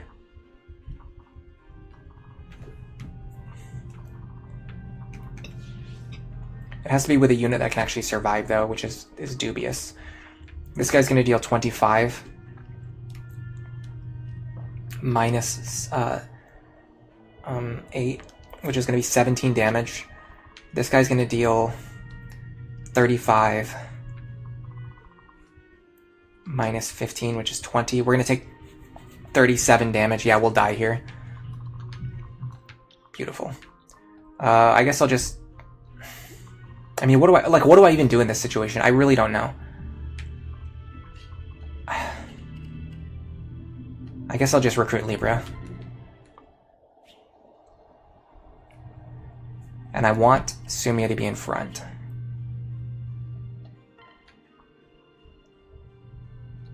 We don't need the steel bow. We don't have the steel bow, okay. Nice crit. Yeah, this is pretty bad. I don't think we can win from this position. What's going to happen? I'm going to show you what's going to happen. Like, not next turn, but the turn after that, there's going to be a bunch of wyverns that are going to run out here, and they're just going to kill all of my units, because I'm not going to have any safe place to stand on the bottom of the map. Let's split these two up. And heal Cordelia back to full. I intentionally unequipped my weapon so that I wouldn't take counter damage there. This is okay, I guess. Oh, what turn is this? We're on turn... I think this is turn 4, yeah. So we have to clear as many enemies as we possibly can this turn. And then next turn, the wyverns will appear. So we have to clear a lot of space right now. And we also, ideally, we want to recruit Tharja next turn.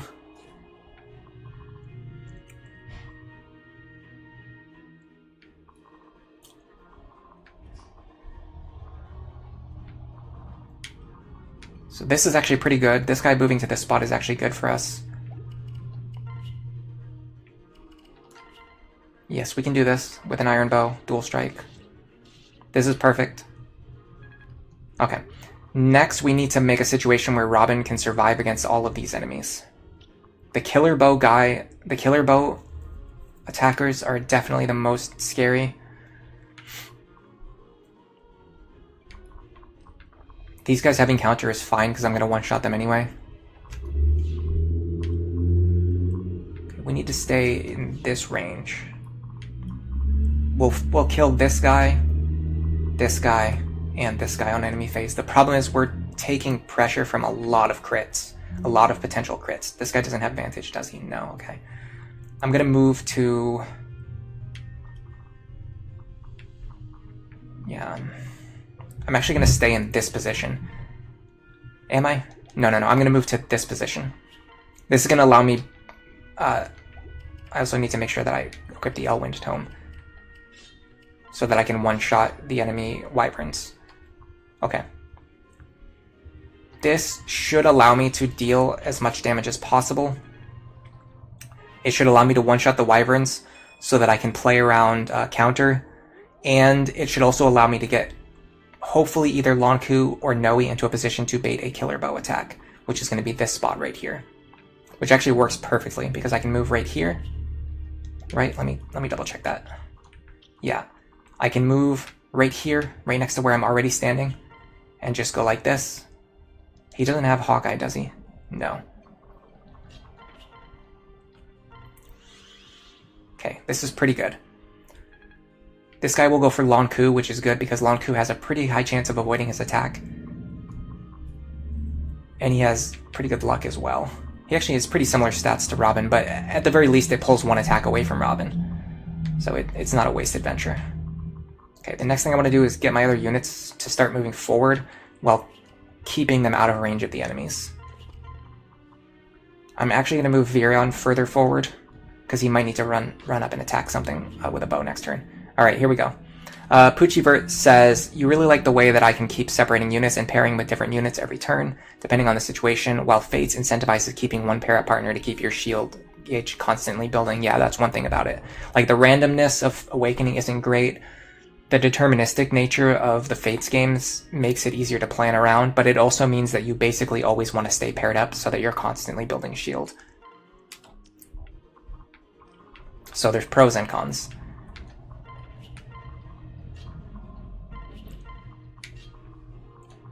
Alright, let's see how this enemy phase goes. Okay, we dodged the crit, that's good. We've got to dodge one more crit now. That's fine. It wasn't a Luna crit, so it actually didn't deal that much damage. This guy we're going to one-shot so that we don't kill ourselves with counter. Okay, we're in a pretty good position.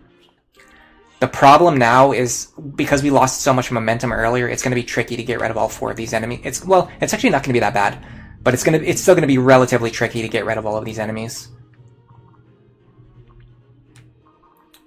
I think I'm going to do this. So I'm going to recruit Tharja. I should have actually read her dialogue. Oh well. This allows me to move Crom up here, which can allow him to get rid of this guy and get some experience as well. I also should have switched Tharja to the Thunder Tome, so I'm not wasting Nosferatu charges if I got a dual strike. Got kind of lucky that I didn't dual strike there. This guy's frustrating because he has stats that I don't want him to have. Okay. Can I one-shot him? Yes, I can. Let's one-shot him.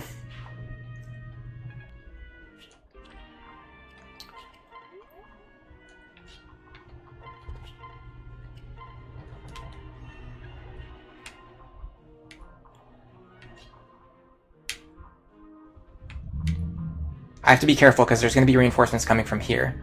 There's going to be a soldier coming from the left and a mage coming from the right. 1, 2, 3, 4, 5 here. So these positions are going to be threatened. So I actually want to move Lonq here. That was a good last minute catch from me. What about Nowi? How hard does she hit?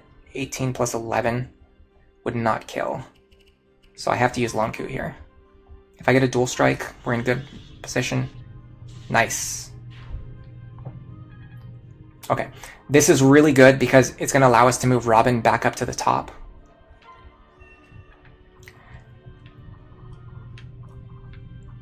One, 2, 3, 4, 5, 6. Okay. This square should be safe. This square should be safe. Now, I don't know exactly where these enemies are going to come and how far they're going to reach and what skills they're going to have, but we know for a fact that Robin can always one-shot them. So they should be able to safely fight at least one of these incoming wyverns. I'm wondering, you know what? I'm going to play it a little bit safe. I'm going to put myself here. I think there's no enemies that can attack me here. If there is, it's only going to be one enemy, and I can definitely survive against one enemy. Let's get Libra over here as well. Let's split these two up. Okay, we should be out of range of the fort reinforcements, and then the wyverns I'm less sure about. But if one of them can reach me, it's not a big deal. Okay.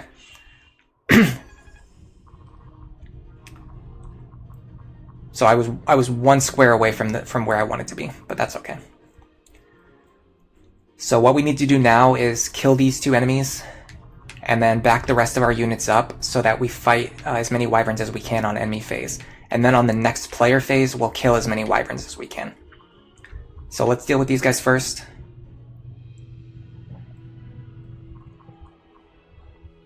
Can Frederick one-shot this guy?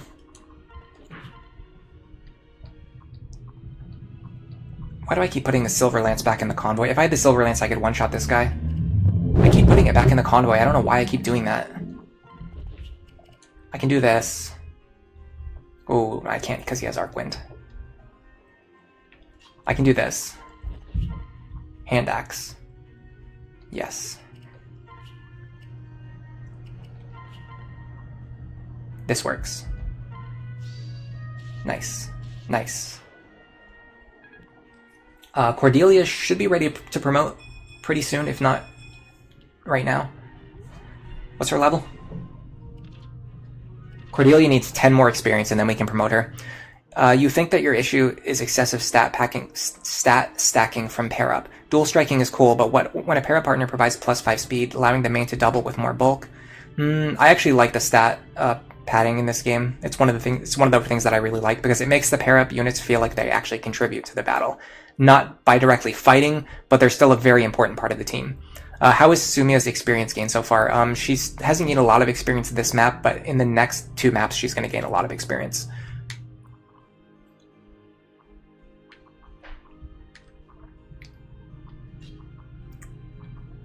I'm actually going to do... let me see how far these guys can reach first. I'm gonna do this.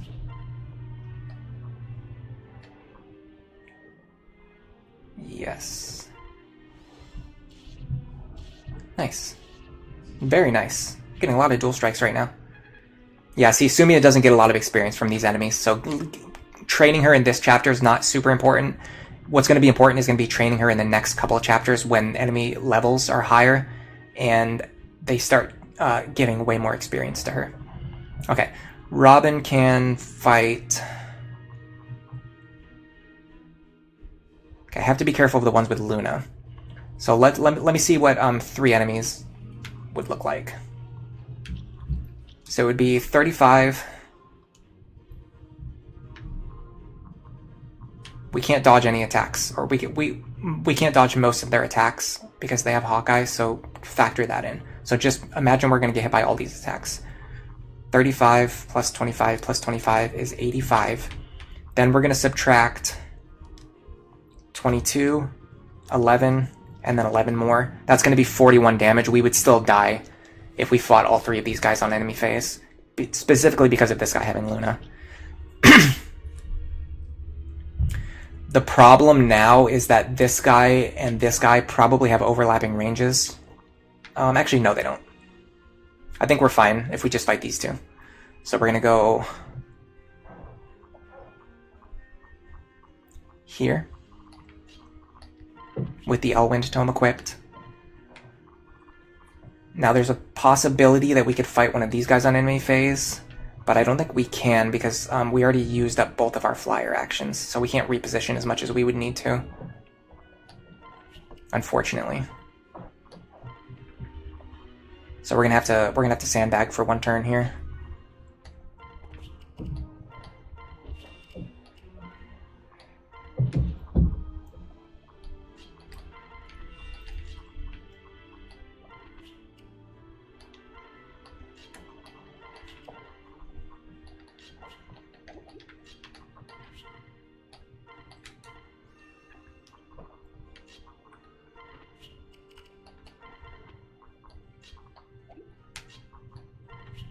I want to start building the Tharja and Robin support as soon as I can, because one other thing that I learned is that male Robin has fast supports with all male units and slow supports with all female units. So getting your Robin marriage actually takes a little bit longer, whereas getting friendships is actually pretty fast. Okay, we dodged that attack, so we could have actually fought all 3 of them this turn, but you know, we had no way of knowing that we were going to dodge that attack.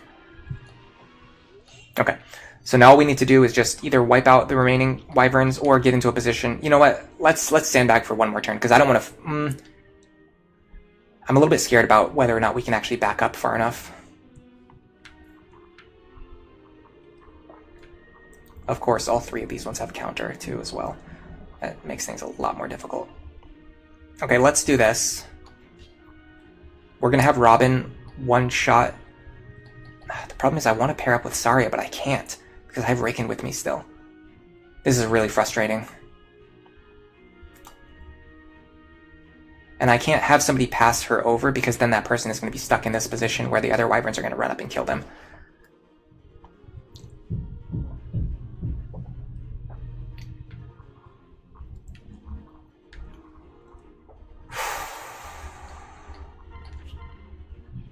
Crom can kill 1 guaranteed. Sumia, not even close. Not even close, even if he didn't have Aegis. Lonq can probably kill 1 guaranteed. Actually not. I don't even think he can kill 1 at all. Oh, he can. He can just barely kill 1. Okay, if Robin, Lonq, and Crom all kill 1 wyvern, there will be 1 wyvern left alive, which will be... Oh, this one's I have to be careful about this one. This one has Aegis and counter, which means I can't one-shot him, which means I will kill myself with counter damage. So Robin absolutely must kill this one right now to prevent him from killing us next turn. Very important that we do this. Yeah, because otherwise we would have dealt 20 damage to ourselves right there.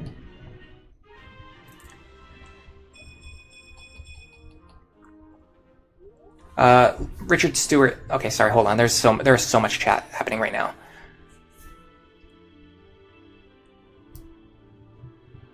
Honestly, I'm surprised people aren't mentioning how good Tharja is for Lunatic and Lunatic Plus. She's basically an effective go-to NOS tank, and she already comes with Anathema and Hex. Oh yeah, I mean, I always talk about how good she is.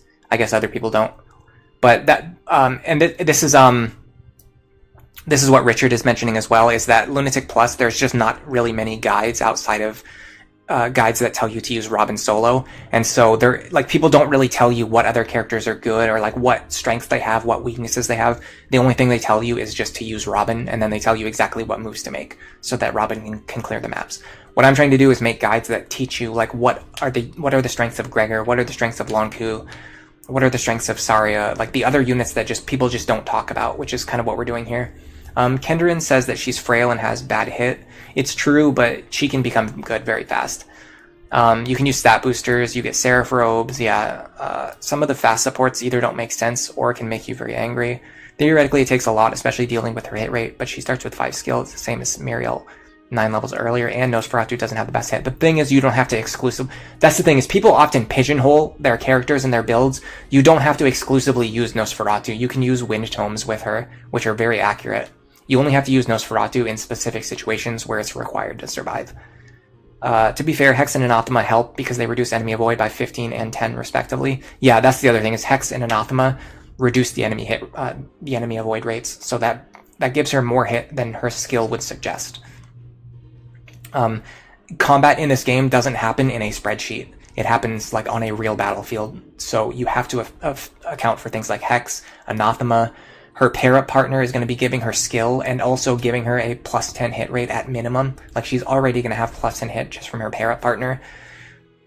She's way more accurate than you think she is, basically, is what I'm saying. Okay, can this guy kill Crom or Lonq? Let's see. Let's check his speed first. Speed is definitely not an issue. Attack power at 25. Minus 6 should be fine. 25. Oh yeah, they both survive easily. Okay, so let's do this. We're going to leave this guy alive because he doesn't have counter. And then we're just going to allow him to attack either Lonq or Crom.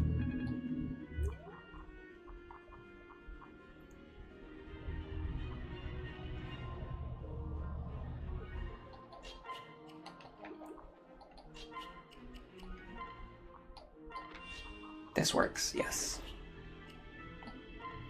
I don't need a dual strike here, so I'm just going to use the cheapest weapon I have.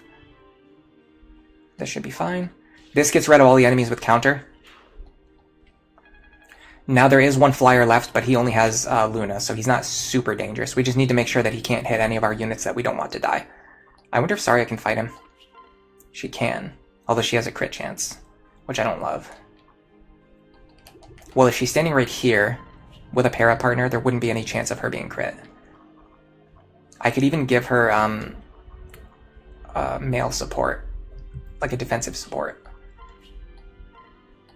I don't want to waste iron bow charges though, so let's do this. +2 defense. I could have used Frederick, actually, that would have been smarter. Oh, what I could have actually done is actually used Frederick to pair Tharja up with Robin, but that doesn't really matter. Actually, that gives us enough attack power to really bust through his defenses, but I'm not going to attack here, I'm just going to wait. Does he have pass? No, but he can fly pretty far. So let's start backing up our other units now so they don't accidentally get attacked. Cordelia actually potentially could fight here. 15. Yeah, Cordelia fights here, but no problem. So let me do this.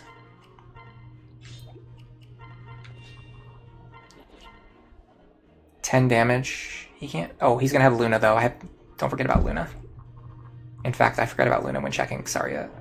But I think she's fine. Yeah, she's fine. Cordelia, I'm more interested to see if she can survive 2 rounds of combat. So it would be 9 + 7.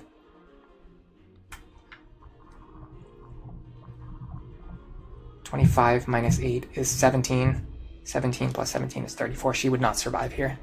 So I'm just going to do something like this. Javelin equipped. Go here. Excuse me. Alright, let's get everyone out of his range. Including you, Virion. Alright, now let's think about which character he wants to attack. It looks like he should attack Tharja. Let's see if he does that. Yes, he does, okay. Oh, nice, she got a crit. Honestly, she doesn't really need the experience, but it's not the end of the world. Alright, we're gonna have Sumia start picking up these shiny spots now. And we're gonna start pairing our units up the way that we want them to be paired up for the boss. You have to check what skills the boss has because it determines whether or not Tharja can fight him safely.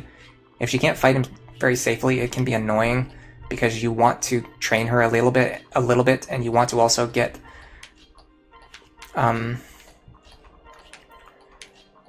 you want to get her some support points with Robin on this map.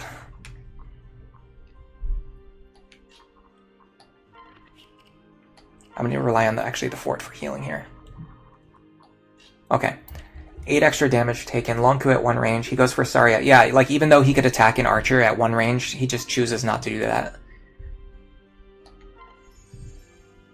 Even though that should be like the #1 targeting priority. Ooh, 11 free experience. Not bad.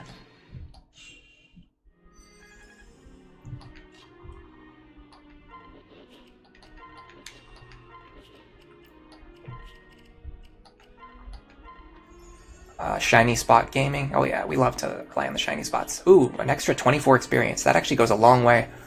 That's basically like 2 kills. 2 kills worth of experience. Alright, so at base, there's no way she survives. So what we need to do is we need to give her enough defense so that she doesn't get one shot. And we need to give her... we need to have enough characters around her so that she doesn't have a chance of getting crit. Now I would like it if I can get some defense from Robin. It looks like I can. Let me see what tomes I have available. Because I want to use cheaper tomes. Ideally, I would like to do something like this. Ah, not that. In fact, let's actually have Gregor give a sword to Robin so I can train Robin's sword rank.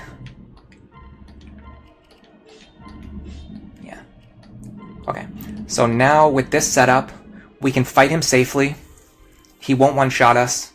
We don't have to worry about counter, and also we won't get crit. There's not really any other prep that we need to do. I'm going to enemy phase him this turn.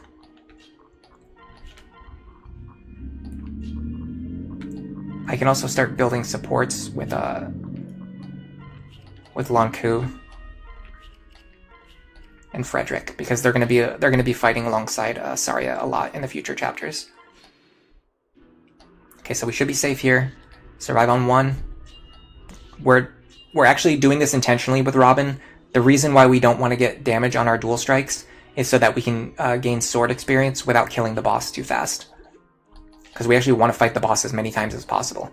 Okay, now we have to make sure that we can heal to full here. So let me do this.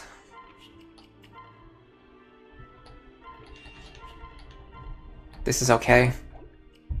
What we're going to do is we're going to get the Mend Staff and use that. Perfect.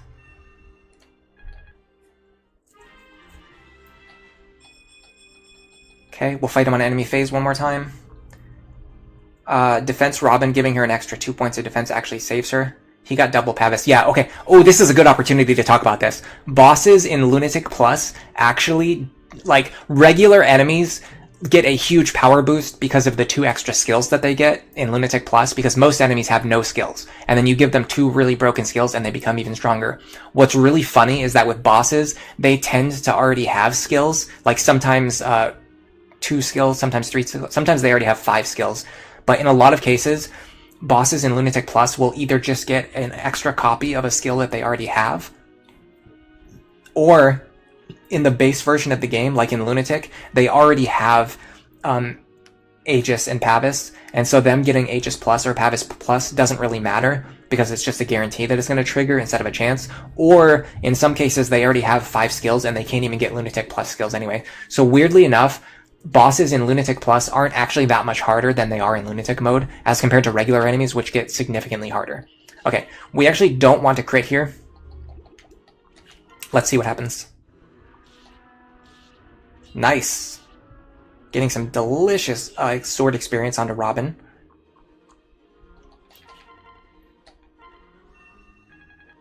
Okay, now this time, we can just kill him right now. So let's just kill him right now and end the map, right? There's no reason to mess around. Yeah. We could even one-shot him if we use a more expensive tome, but I think 2 fire tomes is like the cheapest thing that we have right now. Unless, let me get the wind tome. I can actually kill him with 2 hits from the wind tome. Did my crit rate just go up, or am I crazy? I don't know why that would happen, but it seems like it did. I think I'm just crazy. Alright, so we're gonna hit him, he's gonna hit us, we're gonna hit him. Now Tharja should gain a level, which is good. Her gaining levels is okay, because when she promotes, she'll always be treated as the same as if she had promoted at level 10.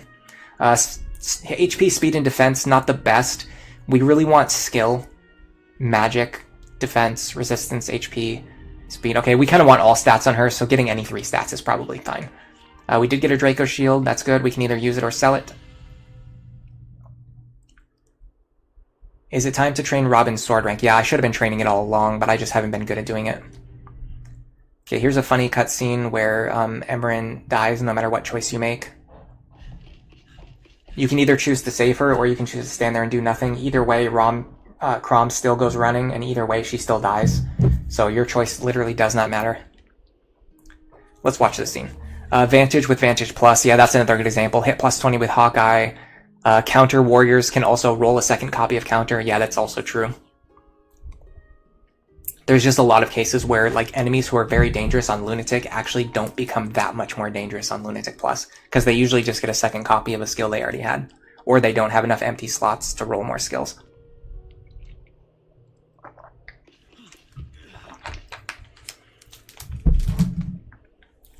Her crit rate didn't increase. Yeah, I know. I was just going crazy there. I thought it was 11, and then it went up to 16. I think it was just 16 the whole time. Tharja reminds you a little bit of Elise. She's got lots of power and bad hit rate. Yeah, her hit's not as... like I said, her hit is not as bad as you think it is. Like, we had a 100% hit against that boss. Can you talk about the Reddit post where Veteran doesn't do what you think it does? I mean, you can talk about it if you want to. We already talked about it extensively in the Reddit thread. I also posted in that thread myself. The conclusion that I had is basically... Veteran actually does what we... So I agree with Wellington that Veteran is overrated. However, I disagree on the fact that he thinks that it doesn't do what we think it does. It absolutely does what we think it does. It generates extra experience for Robin, which is exactly what I think it does. Yeah, you probably saw my posts in there as well. So what Veteran does, the way people use Veteran is wrong, and that's kind of what Wellington's post is about. People right now are using Veteran to feed a bunch of extra experience to Robin, and once their level gets high enough, they start getting diminishing amounts of experience back in return, because once you're at higher level, you get less experience. So Veteran gets you from level 1 to level 10, and then once you're level 10, you start gaining less experience, which makes it so that Veteran isn't really giving you extra experience because you're getting half as much as you should be getting. But then at the same time, it got you to level 10 in the first place. So like it already generated the extra experience. And when people use Robin as a solo carry, Veteran starts giving them less and less and less experience. The way that we use Robin in this run, where we mostly relied on other units and used Robin minimally, is the way that Veteran is kind of supposed to be used, or the intended mechanic with Veteran is that you have Robin fight as little as possible, but then they still gain a ton of extra experience, and they still can keep up in levels with the rest of the party because they're gaining extra experience. And then, since their level is still low, they're still getting the extra 50% experience from Veteran. That's, like, Veteran does what I think it does. I'm not wrong about that. But I do agree that it's overrated in the sense that people think you can just use it to level Robin up to, like, level 35 and still be getting 50% extra experience, which isn't the case. They'll be getting less experience because their level's higher. It takes like 10 minutes to explain all of that, but yes, we can talk about it. In fact, we just talked about it. It's great for catching up. It's great for catching up. It's not great for accelerating beyond, like over leveling. But the thing is, the same is true for every character. Even characters without veteran have the same problem. Once they over level, they stop gaining as much experience. So in that sense, veteran is still giving you an extra 50% lead over another character who would also be over leveled. So it's like, it still does the same thing no matter how you look at it. Tricky says they mostly look at the amount of kills needed in order to get what they need. Yeah, for me, I don't even look at that. The only thing I look at is level 10. If a character can get to level 10, that's all that matters. Everything else is superfluous. So veteran just guarantees that Robin can either get to level 10 in order to use the second seal and change their class as soon as possible, or it allows them to make sure that they'll be at least level 10 or higher, even if you use them as little as possible, while feeding experience. Like in this example, we fed experience to Sumia and Lonq, but then we also still ended up with a level 3 Grandmaster Robin, which is actually, this is a level 19-3 Robin. It's not even like a level 10-3. This is a level 19-3 Robin. So we managed to get 21 levels worth of experience onto Robin, while also getting 23 levels onto Sumia, while also getting, 22 minus 5, 17 levels onto Lonq. So what Veteran did for us, it allowed us to level up Chrom, it allowed us to level up Frederick, Sumia, Lonq, Nowi, Cordelia, Rickon we even leveled up a little bit, we leveled up Virion a little bit, but then we still have a strong Robin on top of all that. That's what Veteran does. That's the value of Veteran, is we're looking at the fact, you can see it. It's not happening in a spreadsheet, you know what I mean? It's not like a data analysis. This is what a real game looks like, is that you can train all of these units and then still end up with a strong Robin. This is the power of Veteran. Every 2 times experience multiplier that isn't the Paragon skill always has diminishing returns. Richard says Veteran is nice in that it gets you to promotion faster and it only helps Robin. In many cases for Lunatic Plus, all stats plus 2 is just, oh no, I don't agree with that. All stats plus 2 is good, but it's not as good as getting to level 10 faster. People get way too fixated on stats. I think level benchmarks are more important. Getting to level 10 so that you can promote is important. Getting to level 5 in your promoted class so that you can get a skill is important. Getting to level 10 in a promoted class so you can switch promoted classes. Getting to level 15 as a promoted class so that you get your capstone skill. Like, all of those things are way more important than having plus 2 in all stats. That's why I think experience gain is more important than stat gain. Because class change, skills, promotions, capstone skills, all of those things those are game breaking things. Like, getting Gale Force is going to be way more important than having 2 extra points of strength on Sumia. Getting lethality on Lonq is going to be more important than getting 2 extra points in every stat. Like, it's just way more important. Getting Cordelia to level 10 is more important than the fact that she's going to get, 1 strength and 1 defense at level 10. Like, the levels themselves are what matter. What about stacking both, Veteran plus all stats 2? Well, first of all, I don't use DLC skills, but yes, obviously putting all stats 2, obviously every character would benefit from having all stats 2. That's not what I'm saying. What I'm saying is that people get too fixated on stats when I think the level benchmarks are the more important things. All right, let's handle our supports. We got the Chrom and Sumia marriage. They just one day decide that they love each other. We've got Frederick and Cordelia starting to build supports, which is good. We didn't get to use Pan this chapter, but that's okay. She'll be back next chapter. Lonq, Nowi. I haven't read the B support yet, so let's go ahead and do that. We read the C support on the last stream. It was pretty funny.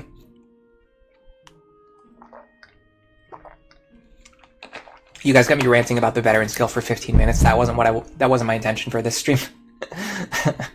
All right, let's read this one. I've never read this one before. I've never done this support before this run, so I don't know exactly what's going to happen. But the last one definitely made me laugh a lot. Lonq, let's play. I've already played with you once. Surely it is someone else's turn. Yeah, but that game is still going. Plus, no one can play Dad but you.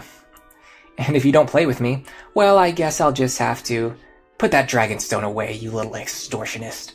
You don't scare me. However, I will play one more time. But only because I happen to feel like it. Works for me. It is not entirely unpleasant after all. With you, I do not feel that icy grip of fear. Hehe. Well, duh. Who would ever be afraid of me when I'm not in dragon form? Enough talk. Begin the playing of house, but know that this is my last time. Sure, whatever. Now, where were we?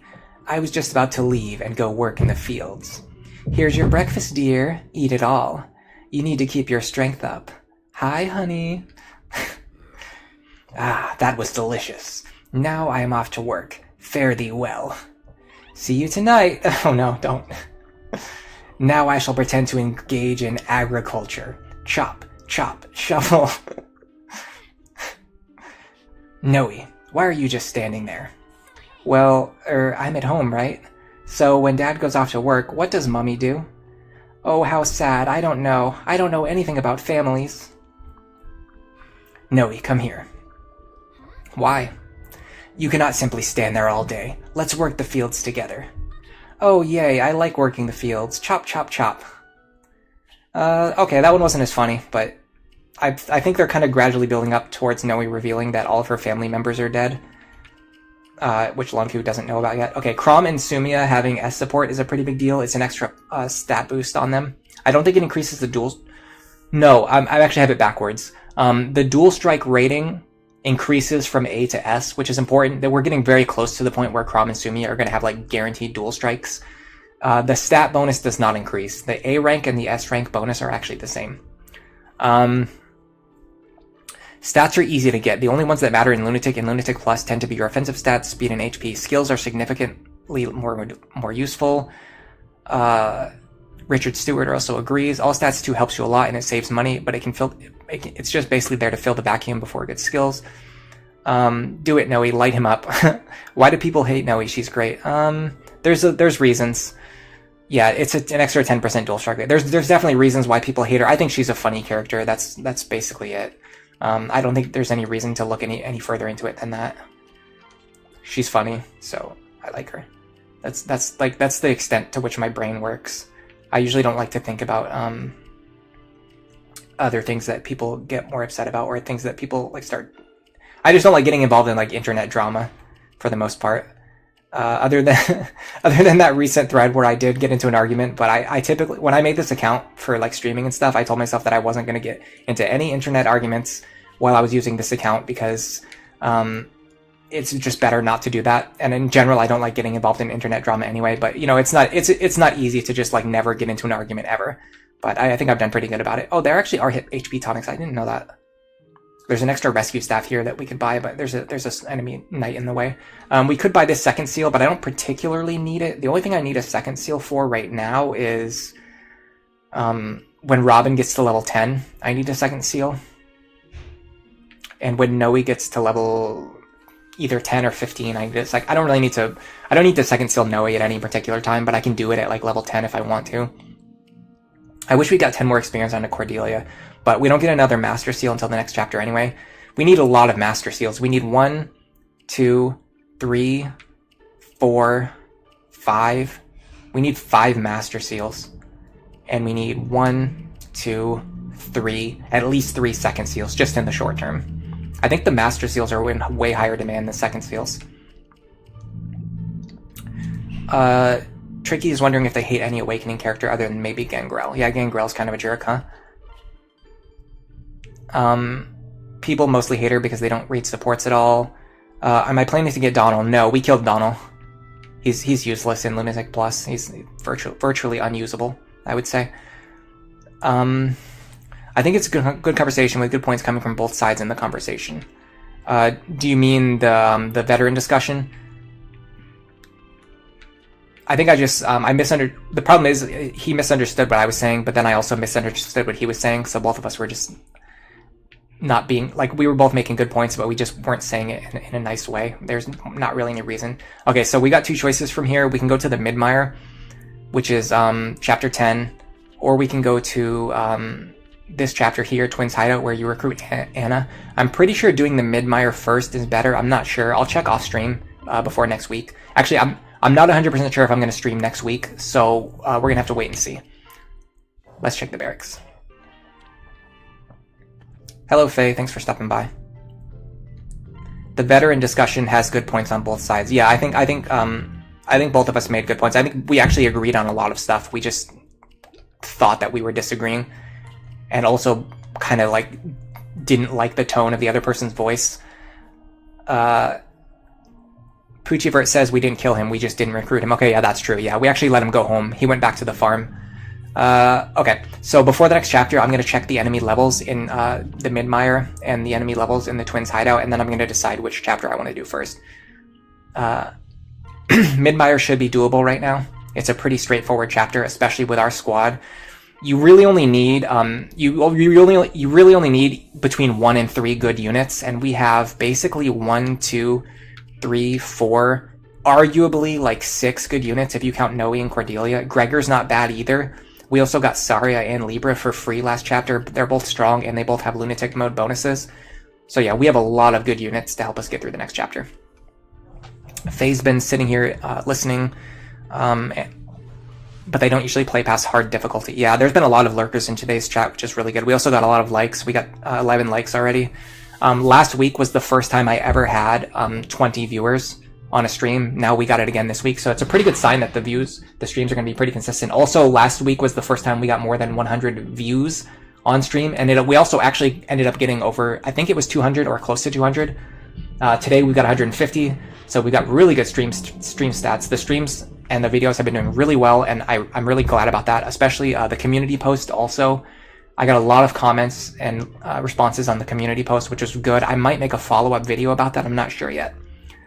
When is Lucina joining? I think it's after chapter 13. I'm not good with chapter numbers. Yeah, okay, it is 13. It's after the boat chapter. All right. Thanks to Tricky for being here today. Thanks to Poochiever and Richard for being here today. Thanks to Who Stole My Tea for being here today. Thanks to Anfaresi for being here today. Thanks to Master Kuja for being here today. Thanks to, let's see, I know there was a lot more people. Kevin for stopping by. Thanks to Poochievert for stopping by. Thanks to Rio Leo for stopping by today. Thank you, Anfaresi. I think I said that already. I'm going to say it again anyway. Thanks to Sophis for stopping by. This is like your 3rd time being here, I think. I've recognized that name a couple times. You're becoming a regular. Thanks to... I keep seeing Bowser Jr. It's actually Browser Jr. Thank you, Browser Jr. for being here again today. I recognize you as well. Don't worry. I'm bad with names, but I am starting to recognize people. Tricky was here in chat the whole time. I'm seeing your name so many times. I just want to thank you for being here again because I saw your name so many times. Akimbo Infernape was here as well. Thanks for stopping by and saying hello. Even if you're a lurker or if you just say hello, it's still nice to have people here rather than not having people here. Thanks to Kendrine for stopping by. Thanks to... Is that everybody? So this again. Pikaboy. No, Pikaboy was here as well. Thank you, Pikaboy, for stopping by. I had the mouse cursor in front of the window for a lot of that stream, didn't I? That's going to make the footage look worse later. Yeah, that's not good. Thanks to Pikaboy for stopping by. Let's see. Did I get everybody? Faye, of course, just showed up just now. But so thank you for being here as well. And that's basically everybody. You know what? You need to learn a lot if you haven't even touched. You need to learn a lot because you haven't even played Lunatic before. I think you should start with Lunatic. I also think it's okay to grind. If you need to grind on your first run, this will help you learn which builds, which units are good, which strategies work, and then you can adapt those strategies to a no grind context. It's before the boat chapter, but after the port chapter. Before the boat chapter. When I say the boat chapter, I'm talking about the port chapter. I consider chapter 12 to be a boat map, yeah, because it's a landing map. Like there's a boat on the north end of the map, and the boats are the boat is landing. Like it's like a naval to land or boat to land combat. To me, that's a boat map. This is the first stream that you caught live, and it was pretty fun. Thank you. You're heavily invested in this Lunatic Plus run, especially when you're doing one yourself at the same time. You're also right before Chapter 9, so you're glad to see how I do it. Oh, it's really funny because I posted the Chapter 2 guide last week, and then this week, my Chapter 3 stream got a ton of views. I think it's because people watched the guide, but then they didn't. There was no guide for Chapter 3, and they wanted to do Chapter 3 right away, so they probably watched the stream. You can't do Lunatic Plus if you didn't beat Lunatic. Technically true. I actually downloaded a save file for this one, but I have beaten Lunatic before. Browser Jr. is already on Chapter 18. Wow. I don't remember what chapter that is, but I will show off my late game strategies, and they will help you a lot, trust me. You can make the late game extremely consistent if you use the strategies that I'm going to use in the upcoming chapters. It will probably help you with whatever you're struggling with on Chapter 18, because they're generally adaptable to almost every chapter in the game, and many people don't really use these strategies yet, because they aren't very well known. Real Leo asks if Bow Knight Crom is any good. Yes, it's good. I prefer Sniper, but Bow Knight is also good because it gives +1 move to either Sumia or whoever else he's paired up with. It's the Volcano map. Yeah, Volcano is one of the trickiest maps, especially if you're trying to get all the chests. Tricky says they saw my guides and now they're trying to catch all of the live streams. Well, I hope you're here next week as well. Poochievert says they did that with Chapter 2 after the first 2 videos. Yeah, so you're probably one of the people who watched the Chapter 3 stream this week. Should we discuss the sniper advantages? No, I'm going to do it next week or something, or I'm going to talk about it in future videos. I'm going to talk about it like probably 4 times next week. I'm ready to go get something to eat. I'd love to stay in chat, but we've been chatting for the last 15 minutes already. I'd rather go and get something to eat. So thanks to everybody for being here. But I'm at my limit for the day. I'd like to go get something to eat. Thank you, everybody. For now, enjoy the rest of your day.